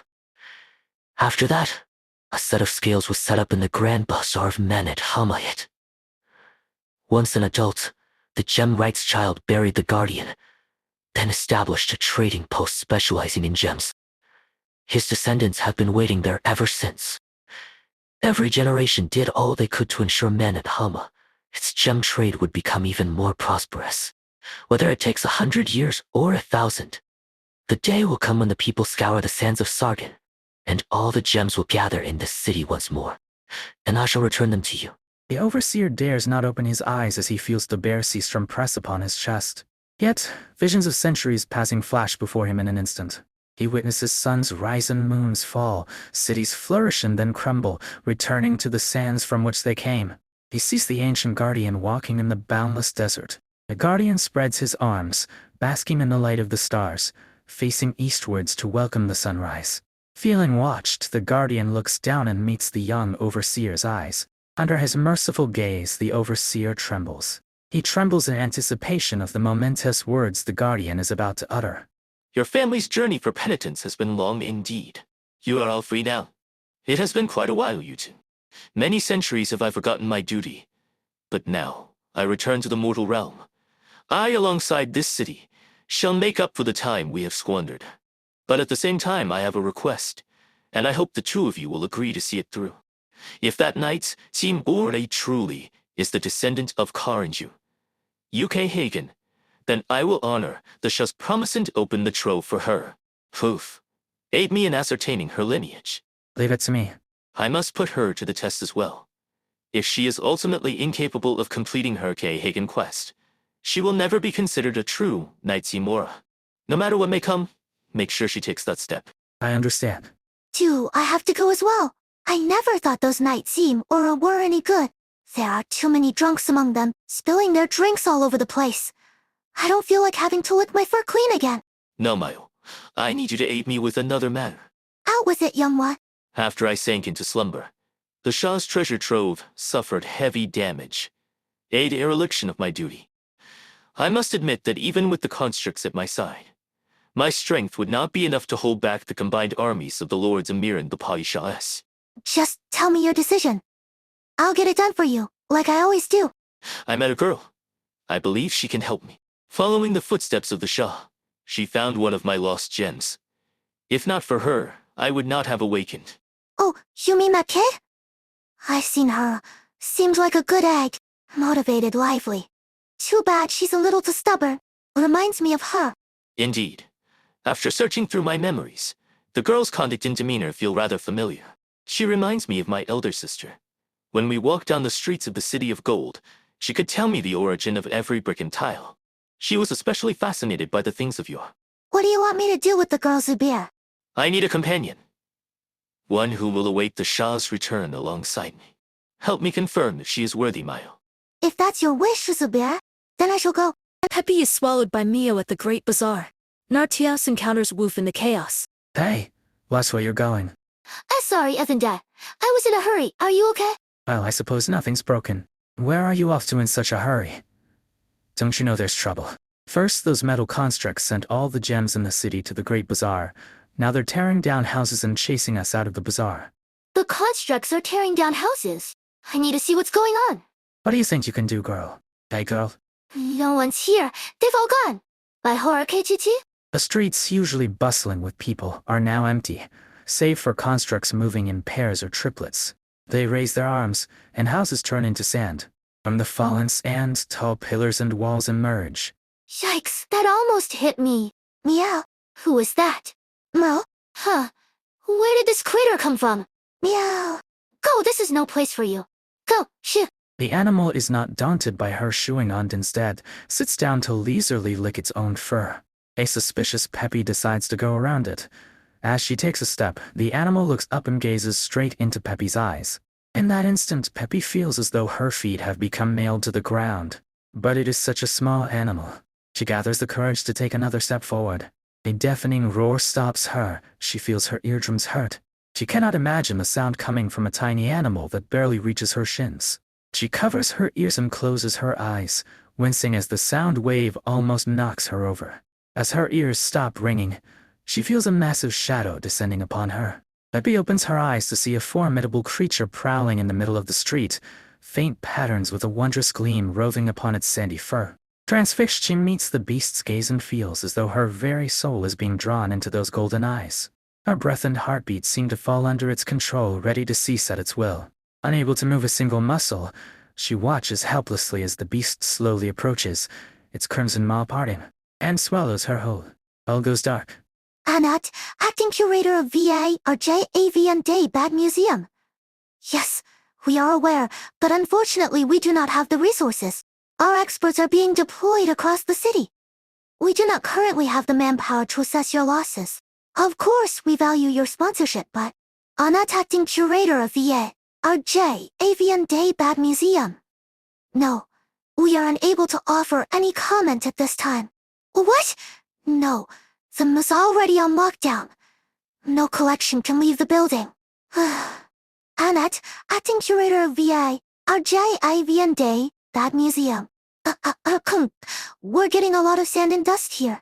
I assure you, on behalf of VIRJ, AV Day Bad Museum, that we will offer restoration services at the earliest opportunity. The constructs have built a statue in your garden? And several pillars? May I have a description? Yes. The ornaments you described fit the traits of first-century art style. It had gone into decline prior to the founding of men at Hamayet, and many of its techniques are considered lost. I will send someone as soon as possible. Chidi, can you go over? Do you think it's possible that the constructs can build, sculpt, and master techniques believed to be long lost? I don't want to, but Looks like you have a bad feeling about it too. which is why we need to see it to believe it. What is it, Chidi? You said See it to believe it, right? Carried by the dry winds, Sen creeps up like an overflowing river, covering the feet of fleeing passersby. Grains of sand gather before their eyes and form into shapes, as though poured into invisible molds. Pillars and walls begin to rise from the streets. Beast reliefs and patterns imitating originium circuits, coupled with the worship of sundials in time, representative of the era when Lugal's Ziargus's influence was at its strongest. TD, now's not a good time. This might be the memory of the constructs. Can it even be counted as a form of restored artifact? But we didn't see any constructs nearby. Arluoan, Where did they come from anyway? pant questions later, TD. You've got to run faster than me, and pull me along. Wait, we're done for if we run at my speed. Don't worry. You're running fast enough. Hang in there. Try not to pass out. And let me observe them a little longer. Oh, and don't look back. Probably not good for your heart to see them smashing the curator's favorite murals to pieces. What? The museum that the curator entrusted to me. The Padishah's favorite museum. It's all over. Have mercy on me, Shahansha. Watch over me, exalted Lugal's Ziargus. Watch out. Great Hora KGT, I pray to you again. Allow your child to see your face again. I want to see the sunrise tomorrow. I want to see it shine once more in the museum. Babbling, Anna trips and falls. Kitty catches her just before her face hits the ground, but the two of them hear a loud noise. It sounds like a machine turning on. Pant, Martiali found you. We haven't heard from you since you bought us drinks last night. We were so worried. I haven't had a shut-eye in days, so I slept in longer. What's there to worry about? Give me a hand. Why are you still helping other people carry stuff? I'm not doing this for anyone else. Just for myself. Better to get something out of it than to just leave it on the streets. But Nartoya, isn't it made by one of the metal constructs? Huh? What metal constructs? Lay it out for me slowly. I might have slept soundly last night and missed some headlines. I thought you were the sharp one, Nartia. How could you have missed it? There are weird metal constructs all over the street. Didn't they come at you? They're tearing houses apart, making walls and pillars out of sand. And grabbing gems. Maybe you should check? Everyone lost something last night. From onyx necklaces on their necks to astrolabes that simulate the moons and stars. Is that what happened to your hairpin? WHA, where did my hairpin go? You got one thing right. I'm sharper than you. And I'm starting to feel that something is off. Now that I have the intel, time to come up with a plan. Those metal constructs are robbers. Let them come for me first. Smoke bombs ready. But where do we go? Everyone else can hide in their homes or at least stay in hotels behind locked doors. Are we going back to the sewers? No problem. I know the way. He'll help us find our sleeping bags. We're going back to the museum. The museum? How could that place be safe when they'll hire people like me and HACR? Who are the experts on caravan routes, desert terrain, dune movement, bird and beast habits, and tribal faiths? Bandits meaning us. So who are the experts on the dead coming back to life? Ancient curses and necromancy! The museum folks! Makes sense. I hear something. I want to see what those metal constructs are all about. Let's go. Are we practicing our escape? No, this is the escape. Let's hope smoke bombs work on these things. She turns around, raises her hand, and prepares to pull the pin on the smoke bomb. Suddenly the streets grow quiet. A sound of marching machines disappears. All the metal constructs Nartia can see slow down. They stop chasing them and gather around Nartuya. Calm and docile, they watch like tamed bird and beasts as Nartoe walks past them. And back. What the hey? It's not a dream, Nartia. I pinched myself just now. It hurt. Thanks. Then I won't try it myself. What's going on? Say, I saw a shadow of the river god the night before. Maybe it really did bless me. I understand now. EJI, go on to the museum without me. What about you? I need to find someone. The river god must have wanted me to act the hero and show Aspasia that I'm the boss. Those who stand by me need no longer be enemies of your warriors. The jewel constructs are following the pact of the two human sovereigns 1,000 years ago. They recognize her blood. You were right, Sabir. She is the descendant of Karn Yu Yukai Hagan. Come, young knight Seymour, walk into the dream. Nartia refuses to embark on her additional knight Seymour Anchai. Hagen Questant is trapped within the illusion, but Aspasia shatters it by chasing Woof away.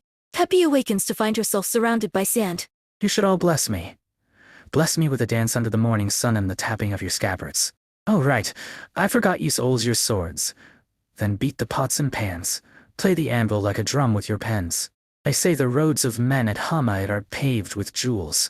Well, I'm heading for that road now. I know most of you will tell me to stop being delusional. But why can't I make it rich? Why can't I buy us the best life? Where am I? Oh, I must have danced myself dizzy.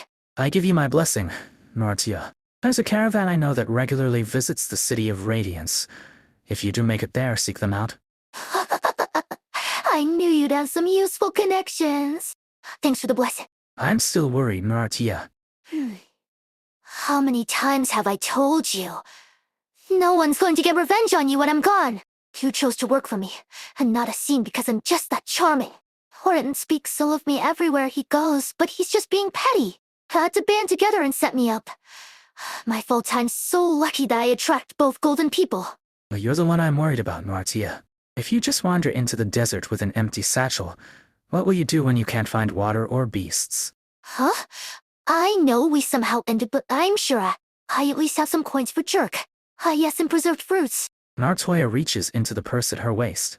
As her eyes slowly widen in disbelief, she unsees the beast hide pouch, turns it inside out, and begins shaking it. A few grains of sand fall onto the endless desert. Strange. I don't remember bumping into a beggar or vagrant. I vaguely remember crossing paths with a few rich men. Nartoya, I thought it over, and I think I should teach you my secret to finding water in the desert. I don't have to worry about becoming a sacrificial tribute to a bandit chief anymore, so there's no need to keep this a secret any longer. Good. I like this blessing. Sans can enjoy those lost coins then. I'm worried too, Nartia. I'm worried about the two black blades of yours. You haven't used or maintained them for a long time. It's precisely because maintenance is a chore that I avoid using these antiques. I much prefer modern materials and mechanical forging. My dagger. My supply of paralyzing toxins and spore casks. I'm worried about your tendency to pick up new recruits, Nartia. She'll be setting out alone. It's great if you could get some useful crew. But most of the time, it's people like me and AJ. That you have to save. You girls aren't coming with me to the City of Radiance? Which is why AJ, and I worked for 2 months in a logging camp, and threw all the coins we saved into a river they say flows into the City of Radiance. I hope you will find them when the river floods, and that your K-Hagen quest goes smoothly. I'll appreciate this blessing too, even though the Rhine Forest is at the downstream of the river. Wait, did you say K-Hagen quest? Yes, your K-Hagen quest. You're all set for it, right? When did that happen? Come to think of it, I am indeed all by myself with nothing but the weapons from my parents right now. Pass on the city. I'm out. The young knight's Aura turns and strides over to her burden beast pack. At that same moment, towering walls rise up from the sand. Even part of the piercing sunlight seems to be blocked off. My tent. Nartoya rubs her eyes. As if trapped in a nightmare of her own making, her field of vision narrows until only one path remains. Step forth, prove your bravery, embark on your K-Hagen quest. Just take the step. No way. This K-Hagen quest is too scary. I'll die. Help. Strange. The metal constructs here are not moving. Someone's on the ground. Hello, can you hear me? Hold on, I'm on my way. Out of my way. What did you say? I was just lying on the ground and a giant back beast had its paw on my head? I think it's a back beast, but I failed to catch the creature before it vanished into the sand and dust. While I was dreaming, there was a voice I heard making, "Oh, sounds. My face was fine though, right? Yeah, how did you chase the back beast away? I spent so long yelling at it in my dream with no luck. The situation was urgent, so I resorted to force. Thanks a lot. You're not a subordinate. We'd best be leaving. These constructs could start moving at any time. It's not safe here. Seems pretty safe to me. The river god presented me with a chance to prove my heroism, and I ended up falling asleep on the street. The first half of it. The streets are in chaos, while you lay on the sands, and had a good dream. Everyone was cheering me on. Even their beat was spot on. My former subordinates were actually that supportive when I was setting out from men at Hamaet. I talked to AJ Iene briefly, after you left the hotel. Did they tell you most people think I'm delusional? They did.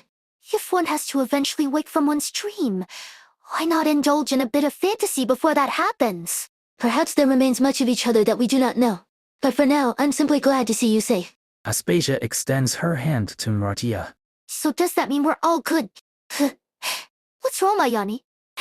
The museum isn't safe at all. Cora KGT has witnessed. Who's that? TD, did you say something?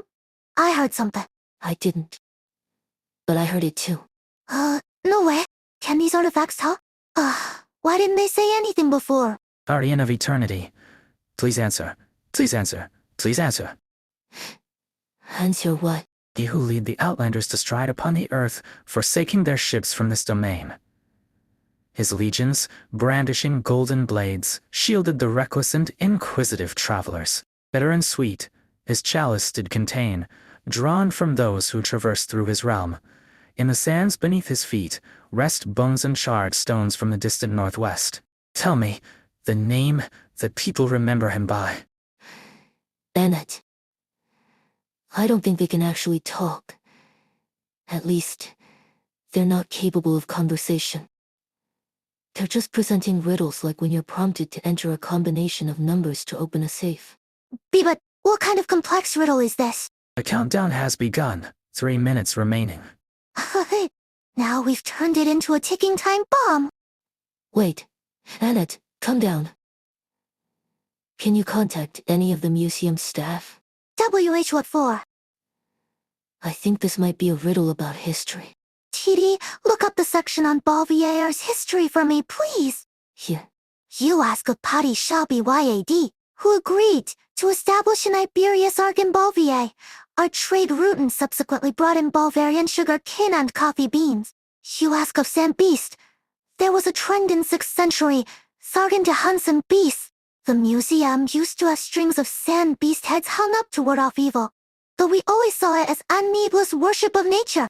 But since you've witnessed that history, you should know that the real reason for hunting some beasts was that a small number of them mutated from high concentration of local active origin neum, right? Okay, next construct and riddle, please. Riddle suited for archaeologists. There was an ancient settlement from 1,000 years ago, where we found signs of group executions, but we excavated torture instruments made of modern alloy materials. You're right. The answer is written here. Pet Ram, a race practically no one has seen, are those who inherited unique smelting and forging techniques from the olden times.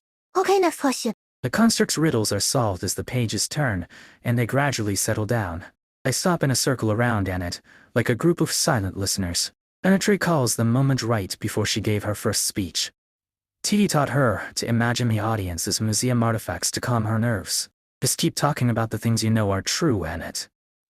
This is taboo to say, but the Sarkis did indeed set foot in Sargon once. We still don't know the full extent of their ancient curse. Come to think of it, this is how you've inspired me. Huh? You mean the curse? No, I used to not get it. Sargon's written history dates back to when other nations were still in their primitive states. When you left Sargon to explore these lands, I wondered what more you hoped to learn. I saw within our limited time on this land that we hold too many misunderstandings and prejudices. The greatest show of bravery we can perform is to expend our finite lives on our search through the infinity of time. Yeah. We're no actual guardians of eternity, so there's no way we can experience everything ourselves. Speaking of which, if you ever got the chance, would you become an immortal like Sabor and witness ancient history with your own eyes? Actually, I've been thinking. If these constructs are using history riddles to verify if we are worthy of controlling them, then what was the word that activated this verification mode of theirs? And what exactly was their creator thinking when they chose this command word Hor Akanshi TT? It's dark. Where am I? In that monster's belly. I can hear the wind. Phew. What's up ahead? A lake in the desert. An emerald lake lies in the center of the golden sands. The palm trees by its shore sway in the gentle breeze, creating the rustling sound Peppy heard earlier. Bayboy is half submerged in the water. After a moment, he suddenly sits up with a beautiful golden fin in hand. He holds the fin with both hands and carefully makes his way towards Peppy. Kid, do you know? Look at my catch, sister. Sister? Who are you calling sister? What are you talking about? Father says he plans to bury Mother here in her hometown. He also wants to erect a beautiful tomb for her, with a pretty pond full of lotuses. I will leave this golden fin in that pond, and it will keep Mother company for me. What's that got to do with me? 小意思. Stop calling me that. You don't look anything like my brother. Father will continue with his expedition. Mother's departure will not stop him. He asked us if we wish to stay here or follow him eastward. What are you talking about, boy? I can't make sense of what you're saying. I wish to follow Father to the east, to see and conquer lands farther away than here. Come with me, sister. Bring your reed, pen, and papiers.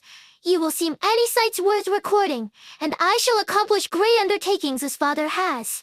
I will become the protagonist of your writings. Let's go together, sister. Hey, wheel guy, I'll have to pass. I'll follow you and Father, Subert. Who?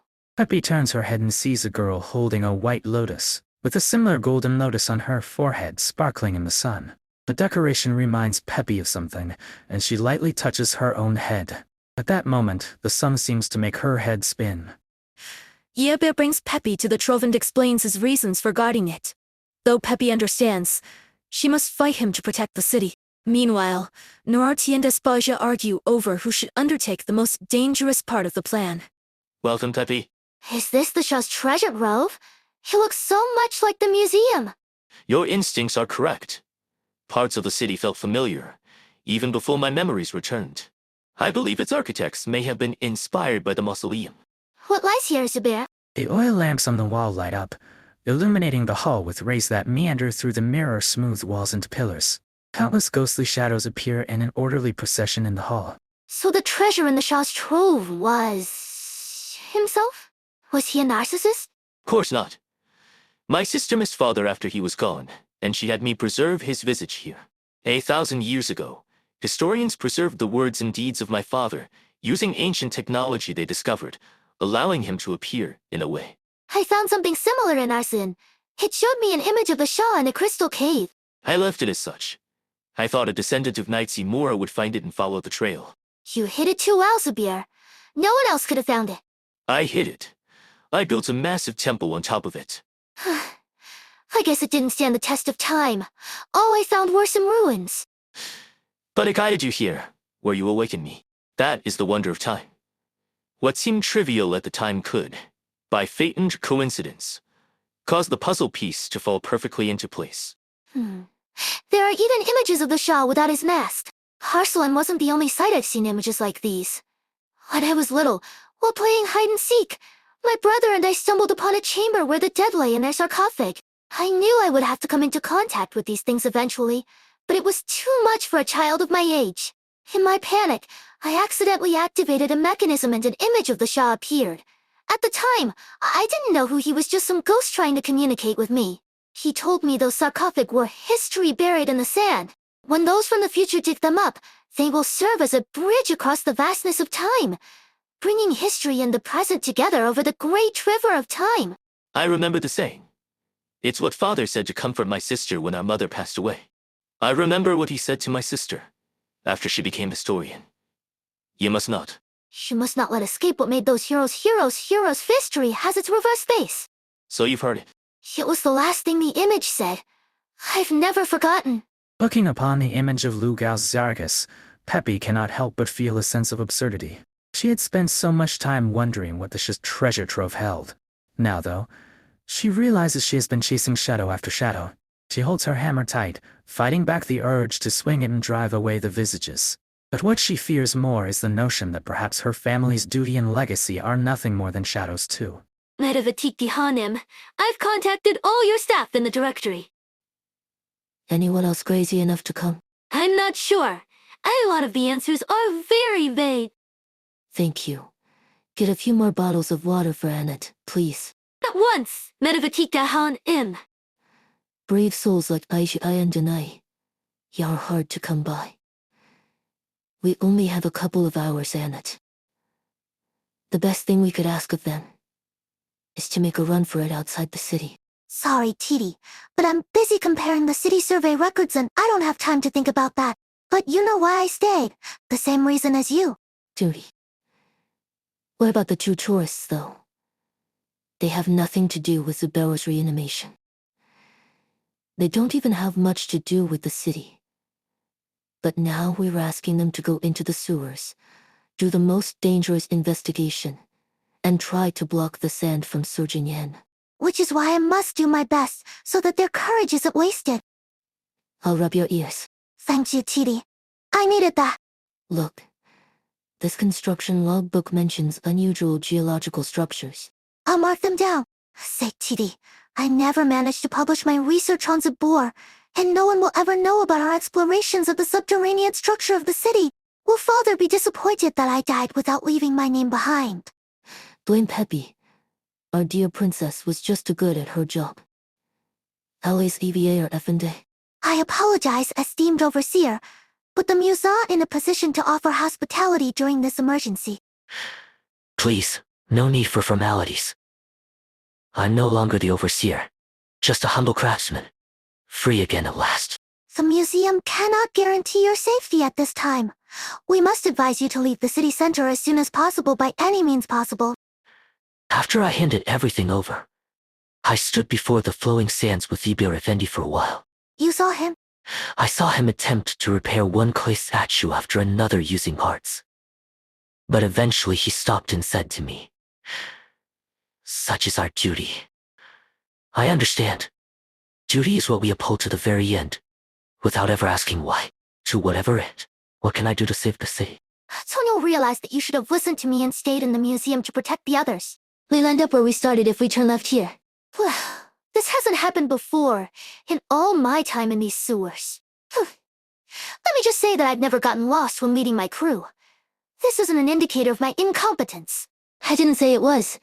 Perhaps these winding passages were designed to confuse your sense of direction.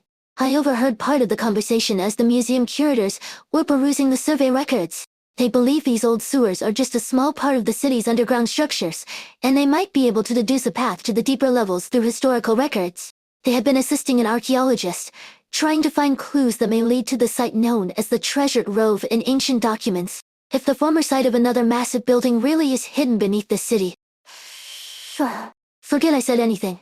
You don't seem afraid. Afraid of what? Isn't our job just to find the sand leak and close the gate to that section? If the gate's broken, we'll just seal it with the boards that we're carrying. There is a good chance we won't find it. That would be a shame, since the city is getting buried in the sand if we fail. But we'll be the first to see the sand rushing up from deep down, and we may have time to call the museum and warn them to run. We'll be dead for sure, of course. Wait, is this why you insisted on coming to the sewers? Shit, you need to be at the front of it. Omar Toya, Aspasia, do you hear me?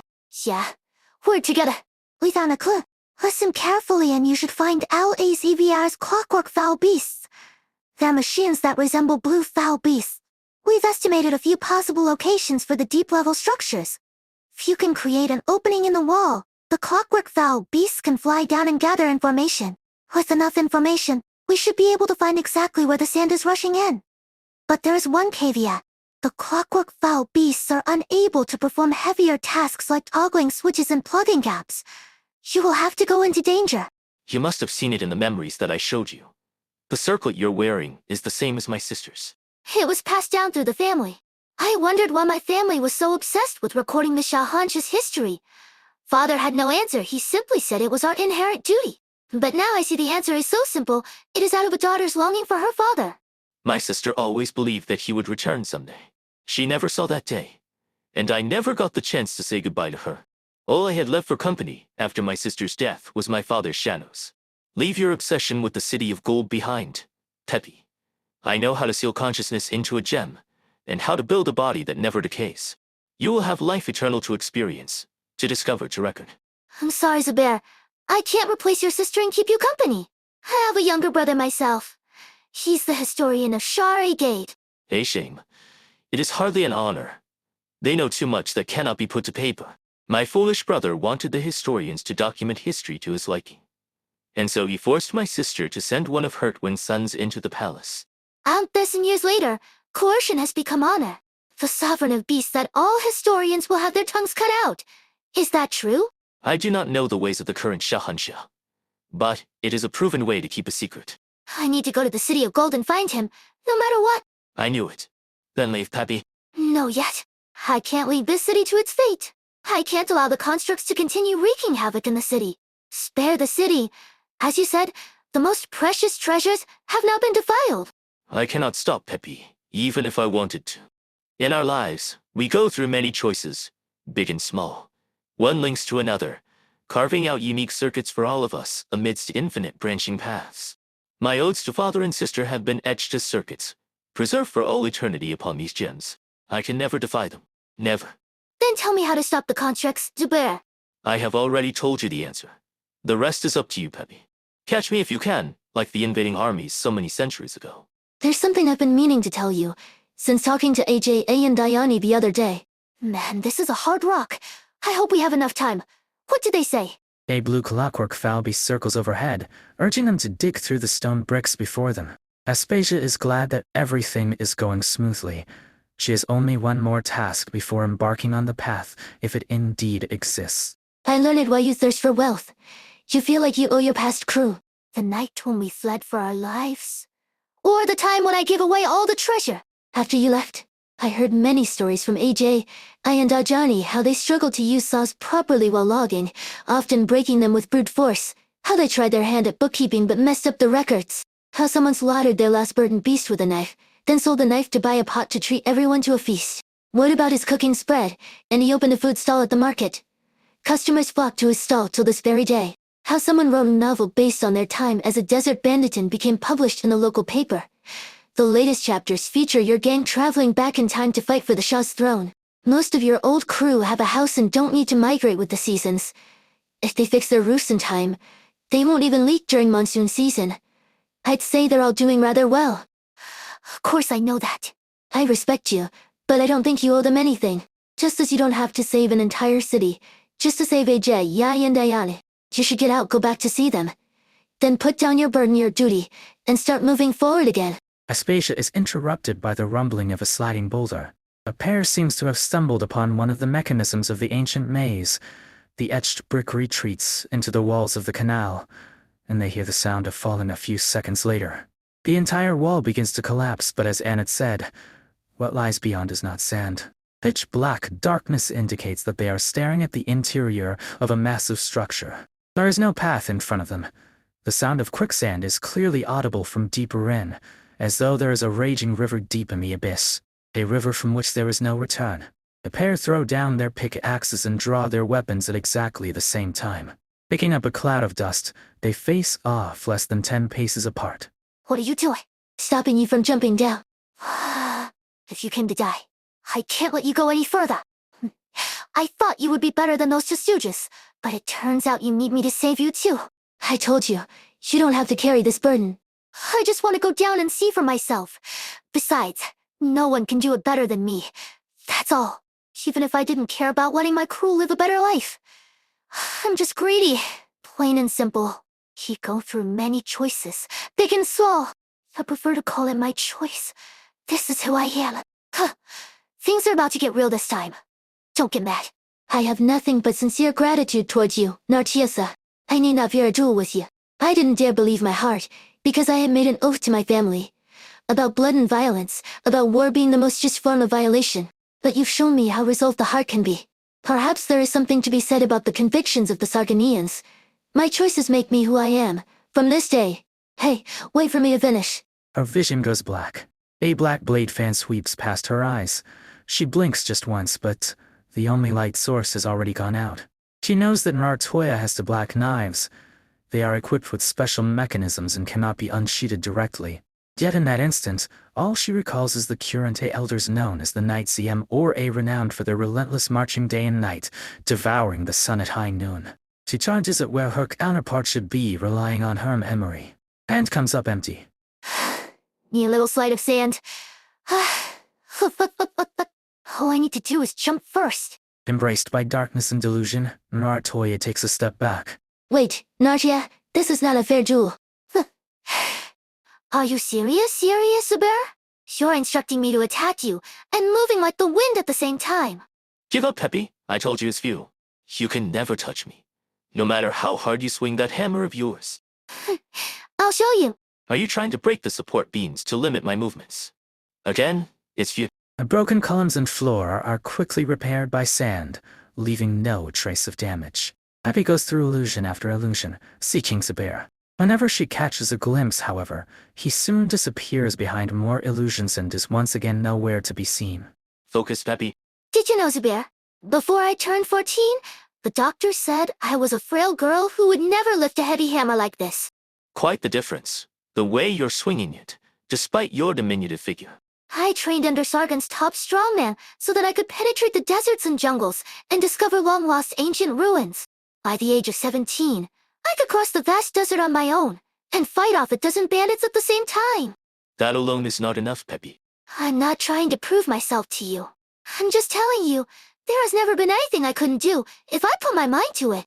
No matter how hard, how out of reach. As long as I mean it, I can do it. You hold this impression because you have only lived 22 years. I had cut down countless foes with my sword when I fought under my father's banner.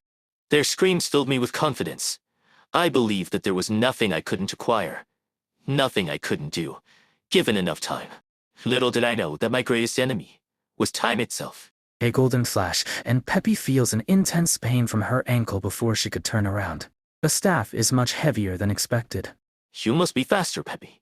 It is etched upon my gem circuit that everyone who violates my father's doom must die. Your attacks have begun to anger it. It is urging me to put an end to it all. Should not have played this game with me, Zubair. This is not a game, Peppy. No, it is. You close your eye. Nothing but darkness. Peppy knows that her eyes aren't fast enough and will only hold her back. She could never catch her agile brother when playing hide-and-seek in the garden. He was like a slippery fin. Until one day she closed her eyes and realized she could hear every footstep her brother made on the stone tiles. He says, "Come look for me. He's right behind me. Why aren't you coming? If I turn around quick enough, why didn't you close your eyes? Are you admitting defeat? I can catch him." Mustering all her might, Peppy turns and swings her hammer. Sure enough, she hears the sound of shattering. Peppy destroys the boar's gem and stops the construct's rampage. The treasure of Nartia's dream sinks into the crack beneath the city. Peppy opens her eyes and sees Ebor's sea strum, inches away from breaking her neck in half. Meanwhile, her hammer is pressed against Ebor's chest, leaving a long crack in the gem on his chest. Congratulations, Peppy. You did it. I could never beat my big sister when we played hide-and-seek. Some things never change, even after so many centuries. The gem on your chest. This time, I think it's beyond repair. What will happen to you if it's completely shattered? Eternal peace. You'll die. Yes, I will. As your ancestor, may I ask a favor of you, Peppy? What favor? Can you take me into that gem? It's hollow. I thought it was just decorative. No, there is something there that belongs to me, and to me alone. Thanks to them, I could say that all the years I spent guarding this place were not entirely for the sake of others. Some of those days belong to me. I'll help you up. Careful, Peppy. This vessel is heavy, but I'll be free of it soon. Yes, stand beneath it. Peppy helps Zubair into the middle of the hall, underneath the massive gem. Light and shadows dance as the massive gem draws all the illumination in the room towards its base, converging at its step. Though it should be blinding, Peppy feels like she is being wrapped in warm, gentle currents. I see it, young Knight Zimora. This is your own dream. Go forward. Huh? Oh, as if the Beck Beast is stepping on my head again. Hey, Annette. Where am I, Aspasia? Do you hear me? The coast broken. She sits up underneath a black Beck Beast statue. The sound of water flowing echoes through the empty hall. A massive crystal hangs from the dome, and its light reveals numerous images of people like reflections in water. That the shadow I was chasing by the river the other night? Are these shadows what the people of the city see year after year? One of the figures stops before her. Nartii seems to recognize the reed hair and the haughty demeanor of the figure looking down at her.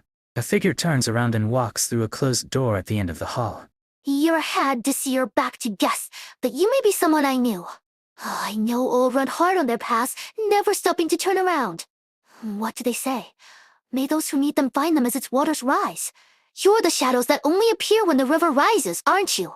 We'll count on you this once. The floor trembles and the sound of falling water grows louder. Nartia steps through the flooded hall, running towards the armored figure. This is... On the other side of the door is neither another maze passage nor flowing sand. Through a crack in the door, she could see treasures piled up like a mountain, glowing with a radiance that 1,000 years could not dull. But she does not even have time to exclaim. A massive fissure appears on the floor and the entire underground structure of the city trembles violently. A hiss of rapidly flowing sand is louder than ever. Beneath the city and right under her feet, a colossal vortex of quicksand forms. Come on, that's the leak I'm supposed to put. I never thought the insides of this large gem would be anything like this. Do you see the platform in the middle? It may be hard to see, but it's there in the center. No chance I was going to see that step. Be careful. There are 3 more. I found the platform. There is a gem on it. What do I do next? Could you take the gem from the platform and put it inside me? Water is seeping in. The structural integrity of the trove has been compromised by quicksand. River water is gushing in. That means this place will soon be submerged. The river will wash away all. Place the gem in my chest. What does the last gem represent? Emotions. It is my emotions. The centuries of solitude proved too hard to endure, and I had to part ways with most of my emotions. Your gem is broken. Putting this in won't help. I know. I just want to depart from this realm as a human. You have always been human. Thank you. About the City of Gold, there was something that I wanted to tell you. Go on. Never mind. Huh? Sobira. Let go, Peppy. You must let me go. As the water rises above Sabir's face, the broken gem in his chest is shattered and washed away by the surging current. His chest grows empty, but his eyes are filled with contentment. He closes his eyes and sinks into the water with a smile on his face. Peppy holds him by his shoulder, feeling him grow lighter. She realizes that it is not the water that's making him lighter. Golden liquid flows through the gaps in her fingers. It is Var's body, melting away in the water. She instinctively tries to grab Zabor, but what is left of his shoulder dissipates at the force. Before long, Peppy alone remains in the water, watching as the golden current flows into the distance, carrying white lotus flowers. May you guide his soul to rest. Hora KGT? Water pours down. Nartoya remembers trying to catch an entire rain with the bottles in her pack when she was little. Later, she learned that rain and drought are simply part of the cycle of life. Her tribe migrates with the weather atop their burdened beasts. They cannot, and need not, carry so much water in their backs. Another tremor sends the structure beneath her feet close to collapsing. Beyond the sturdy door of the trove, gold coins clatter against each other, their alluring sea links echoing the sound of her dreams. Wish I could tell those 2 kitties in the museum that a hole big enough to sink a city isn't going to be plugged by a few planks. Nartoya remembers how she dreamed about it. If she truly owned a mountain of gold, real gold, not the gilded iron ingots that the Lords Amir smelt, or the empty checks they write, the first thing she would do is dance on top of it. That way all the treasure will be captivated by her and never leave her again. Let's dance. Nartoya backs off a little bit and lifts the Blackback Bee statue. Then she charges at the seemingly indestructible door. Open up. Slowly the door opens to her shout, and she glimpses a corner of the mountain of gold through the gap. A mountain of gold begins to collapse as the structure tilts further and further. Treasures beyond reckoning spill out, further widening the fissure as they crash onto the floor. Water crashing down from above mixes with golden sand, distorting the walls under its pressure and turning the massive treasure pile into a glittering waterfall. The Night Seymour unimbly throws her knife and grabs onto the rope attached. Like an elegant dancer, she swings through the air, watching as the mountain of gold cascades into the shimmering deluge. She throws her head back and laughs. It's not quite how I envisioned it, but I knew I wasn't delusional. I really made it to the City of Radiance and struck gold. How many in all of Sargon's history have enough gold to make it rain like a waterfall? Just as I'll remember that what I desire, I shall have. I'll make it rain once more. The deserts of Sargon will remember my name. The The glittering begins to dim as the gold falls through the fissure and into the vortex. The roiling sands begin to calm. The sunken treasure has filled the fissure, staunching the quicksand. Target's wearing with him. Wouldn't have made a difference, right? Why didn't I at least take one home? The Bazabear. Huh. So the trove collapsed when its guardian died. Makes sense. So where am I? And how am I supposed to swim myself out when you've gone with the water? Water presses at her chest, rising above her eyes, still gently whirling, dragging her ever deeper. She feels everything grow dark around her. Then someone grabs her hand. Guess luck is on my side after all. One last piece of treasure to take home. H has its top. Yes, Curator Annette. Sand isn't coming out of the taps anymore. Neither is water. Maybe it's just clogged. Maybe things. Don't worry. The jewel constructs have stopped moving. No sign of energy from the originium circuits. It may never wake up again. You were carrying that little pet of yours? I trust Peppy. Well, we've done what we could. The chaos in the city has indeed stopped, but we can't be sure if it's over for good. Yes, we are still anxious. We all owe your friend a great debt of gratitude. I promise that I will honor her deeds and Peppy's in my report, that their names will be known throughout the City of Radiance, and immortalized in the history books for posterity. I don't mind being known throughout the city, but I'd rather not be immortalized in the history books until I'm actually dead. Nartia. Hey, give me a hand with this girl here. Peppy? What'll come across her while swimming out? You look awful. Where's the bar? Peppy turns her gaze to the pool next to her. May you guide his soul to rest, Hora. Akachiti. Let time flow for him again. Let us all move forward once more. Hey, I almost drowned.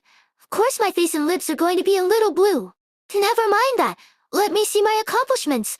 The sand's gone from the city, right? And the water's clean now? All right now. How'd you get your face so dirty when you've been inside the museum all this time? Come, let's wash away that dirt. And no, not getting wet from the rain is the main reason why I don't do field work. Looks like I saved quite a few lives today. But I guess none of these kiddies are competent enough to be my subordinate. What does a competent subordinate look like in the mind of that Churente? Well, See, I told you Martoya would be fine. She wouldn't have just left us here. Sit down, Mayani. The fountain's shaky and it'll fall over if we both stand up at the same time. It's my turn to stand up now. perhaps someone who fears nothing like herself. You too, Chiri. It's such a fine and sunny day, isn't it? Having survived the crisis, it is time for goodbyes and new journeys. What a shame that my garden was only half ruined. This was my opportunity to give it a makeover, but the remaining sculptures and plants got in the way. Repairs are almost complete, though. Would you like to visit? I appreciate the offer, but I'm afraid I must decline for the time being. My gem collection is in disarray, and I need to have each piece appraised individually to restore my centuries-old collection room. So, about the damage to the museum. I'll cover it up. If that doesn't work, I'll charm Father with reason and sweet talk. Either way, she will persuade the sponsors. And the museum's special new collection. Don't worry, I'll explain it in my letter. I don't think Father will allow you to display the ancient architecture that the jewel constructs recreated, though. I understand. The first duty of the museum is not to display history, but to preserve it. And that includes ensuring that what should remain unseen remains unseen. Thank you, Peppy. I can finally sleep well tonight. I'm the one who should thank you. You and Titi helped me find the gem we made a historical discovery in. Nartilia? Huh? Oh, it's nothing. All that museum talk's got me bored, that's all. I apologize. I invited you here because we wanted to express our gratitude. Regarding your request to include give AJ, I and Dayani special treatment written into the museum rules, we are currently fulfilling it in a more subtle manner. What are those? Some kind of clay figurine? No, to new members of the museum staff. To stooges who'll still go to work, even if it's hot enough to melt roads. I will instruct everyone to take good care of them before resigning my post as acting curator. I still can't believe it, Annette. Are you really giving up your job? I suppose Father won't be happy with my decision. For as long as I can remember, I've watched this city through the window. If it were a book, I think I've finally finished it. Its history, its past, its deeply buried secrets, which would have remained hidden if not for adventurers like you charging headlong into them. Amazing, isn't it? It's only been 2 days, but The city is already mostly restored to its former state. There is still a lot of repair work to do on the houses, and the cracked roads will need to be paved again. But the water supply is clean again. The river always flows. Yes, the river always flows, no matter how many cities turn to sand, and how many more are built upon it. The waters will carry away all. In the face of eternity, it's more of a certainty than a choice. But eternity has no meaning. Well, like Edie said, it's not such a bad thing for the museum to have an outlandish exhibition once in a while. That I agree. You know, before coming here, I really did imagine going on a heart-racing adventure. Of course, it's nothing like what we've been through, just a battle of wits and courage with someone who's after my gems. Pity no one would actually do that to me. Such a shame. Actually, there's one more thing I'd like to ask Peppy. You know, I'm a huge fan of Dr. Ive Erickson's. Now that my research on Zabur is scrapped, I want to see other places on Terra, just like Dr. Erickson did. I want to compile what I see in letters, and send them to him. I want to become pen pals with him. Hey, that's a good reason to leave the museum. But you faint from heat stroke just by standing too long in the city garden. Shouldn't you get some physical training if you want to do field work? That's what I wanted to ask you, Peppy. Can I travel across Ara in an air-conditioned vehicle? Sorry, Nartia. We wanted to go further with you before saying goodbye. But we can't be skipping work if we're aiming for Employee of the Month at the museum. Plus, this camcorder is really fun. Shut up! This videotape is a gift from Artoya. It's something she'll always carry with her, so be serious. Hey, Nartia, we'll throw gold coins into the river if we really miss you. I heard the river that flows through the city will reach the ends of the lands, so you can find our gold coins no matter where you go. I must point out that this river does not flow to Minos, let alone the ends of the lands. You didn't take HAVE to say it out, you know. I'm not planning to go all the way to the ends of the lands. Speaking of which, why have you decided to abandon them and walk the Cheshire quest alone? The two stooges have finally found where they belong. I couldn't stick to any of the K-Hagen quest rules before. Now, I can at least travel around on my own and conveniently call it my K-Hagen quest. Save some effort. Doesn't it? I suspected you were Knight Seymour on more than one occasion, but I thought it wasn't something you wanted to talk about. I didn't talk about it because there was nothing to talk about. Besides, wouldn't it suck if people remembered me as a Knight Seymour and not by my name? Artoya? Where does your K-Hagen quest end? K-Hagen quest ends at home. But I can't go home because of some things I did a long time ago. Huh? Yeah. Most people consider the location of their chosen wild to be the destination. But a K-Hagen quest doesn't end until you complete your trial and return home alive. And that's the hardest part. A lot of people just keep going further away. Maybe. I'll call it a day once I find my next subordinate. I wish you a smooth journey. Have you had your fill of the museum these few days? Medivatitai Hanem has kindly granted me access to the parts of the collection not open to public. But the more I see, the more acutely I become aware of the gaps in my knowledge, and in the history of Minos. There is nothing more I can do here, after helping them with the write-ups for the renovated Minoan exhibit. I will bring photographs of the collections to Minos and share them with experts. Hopefully, they will be able to prove the existence of competitive philosophical debates in ancient Minos. After that, I might take the goblet back home. I have a present for you. Take this and flee. I mean, go back to Minos. Farewell, friend. Nartoya turns around and, with confident strides, walks away from the setting sun. As anticipated, she hears Aspasia's exclamation a moment later. That's the museum's Goboli. Thank you, and leave with the stuff as quickly as you can. Thank you. You really won't ask. I don't HAV too, remember? Thank you, Nartia. It has been a most rewarding trip. Cheers. A convoy rings its bells, a signal for departure. Nartoya waves her hand without turning back. You better win a gold medal. Speaking of rewards. All I had to show for was that goblet. I guess there was something else too. I don't remember. It's my choice. I chose this. There must be so many more waiting for me. LAZVAR, won't you let me perform it for you just this once before you leave? I promise I'll swallow your clockwork toy and spit it out whole again, without the slightest bite mark. It's not as if I could stop you if you really wanted to. I'm curious if it will grow some real feathers. Mayo just misses you, that's all. No need to let its antics delay you. Everyone knows the rules of the trading post well now. The Grand Bazaar will select a new overseer, or create a new order. You can leave without worry. Do you really feel reluctant to part even when your existence is practically eternal? Of course! This is the gem trading post of the City of Radiance. I only ever pick the best place to live. You could try keeping a real pet, not sovereigns of beasts like Mayo and I, or clockwork foul beasts. Sure. Successful merchants keep special pets. The minimum standard for you is an albino foul beast or a rainbow fin at least 3 meters long, understood? Come, let me pet you. Seemingly reluctant, Mayo jumps onto the table in front of the human, lowers its head, and tucks its tail. Farewell, little human. Farewell. Some time later, it opens its eyes again. Certain that no one is watching, its shadow grows to a size far exceeding that of regular cloud beasts. Are you still staying here then? Shibir has found his final rest. The descendant of the Shah has learned the truth of the trove. Those whispers that echo through time. And you took the night Mora to see the treasure, didn't you?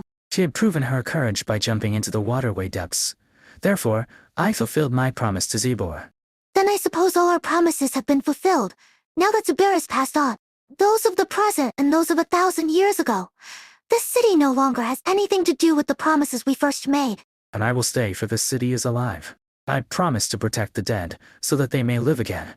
I thought you would miss the City of Gold. A city that is now sealant. It needs us no longer. True, it's as if the entire city has its tongue cut out by the Shahanshah. I don't like it. Unlike you, I'm going to see it for myself. All right. Give me the list of sponsors to visit. Take inventory of these collections. I'll arrange repairs later. Hold on. Don't send this to the natural exhibits. It's not amber. Didn't you see the fragment of a jewel construct inside? Just set this aside. Consider it part of my personal collection. Hey, little cloud beast. A lazy yours, right? Let me touch your fur. See what comes out of your mouth this time. Yeah, ooh. What? Yes, I'm talking. I've designated you as my keeper. Understood? From now on, I tell you where to go. 6 months later. You've got a visitor, Peppy. One moment. Just writing the concluding remarks. You've been getting an endless stream of visitors since our essay on Zubair caught the attention of academia and media. I can decline the requests if they're bothering you. No, it's okay. I can meet them. I want this essay to reach more people. I want all of Sargon to know Zubair better. I'll bring her in then. Your steps are light, H&M Fendi. I heard the rattling of your accessories, but not a single footstep. The honored house of historians. The are not chosen. Pardon me, but you're... I apologize for not introducing myself sooner. I am a herald of the Shahanshah. I hereby convey to you His Majesty the Shahanshah's gratitude and appreciation for your invaluable contributions to the history of Sargon. I also bring forth the Shahanshah's decree. Hatshepsut, His Majesty awaits your presence in the Shar-e-Gade, so that he may hear of your exploits in men at Hamet, in your own words. Kindly make ready and depart without delay. His Majesty eagerly anticipates your arrival.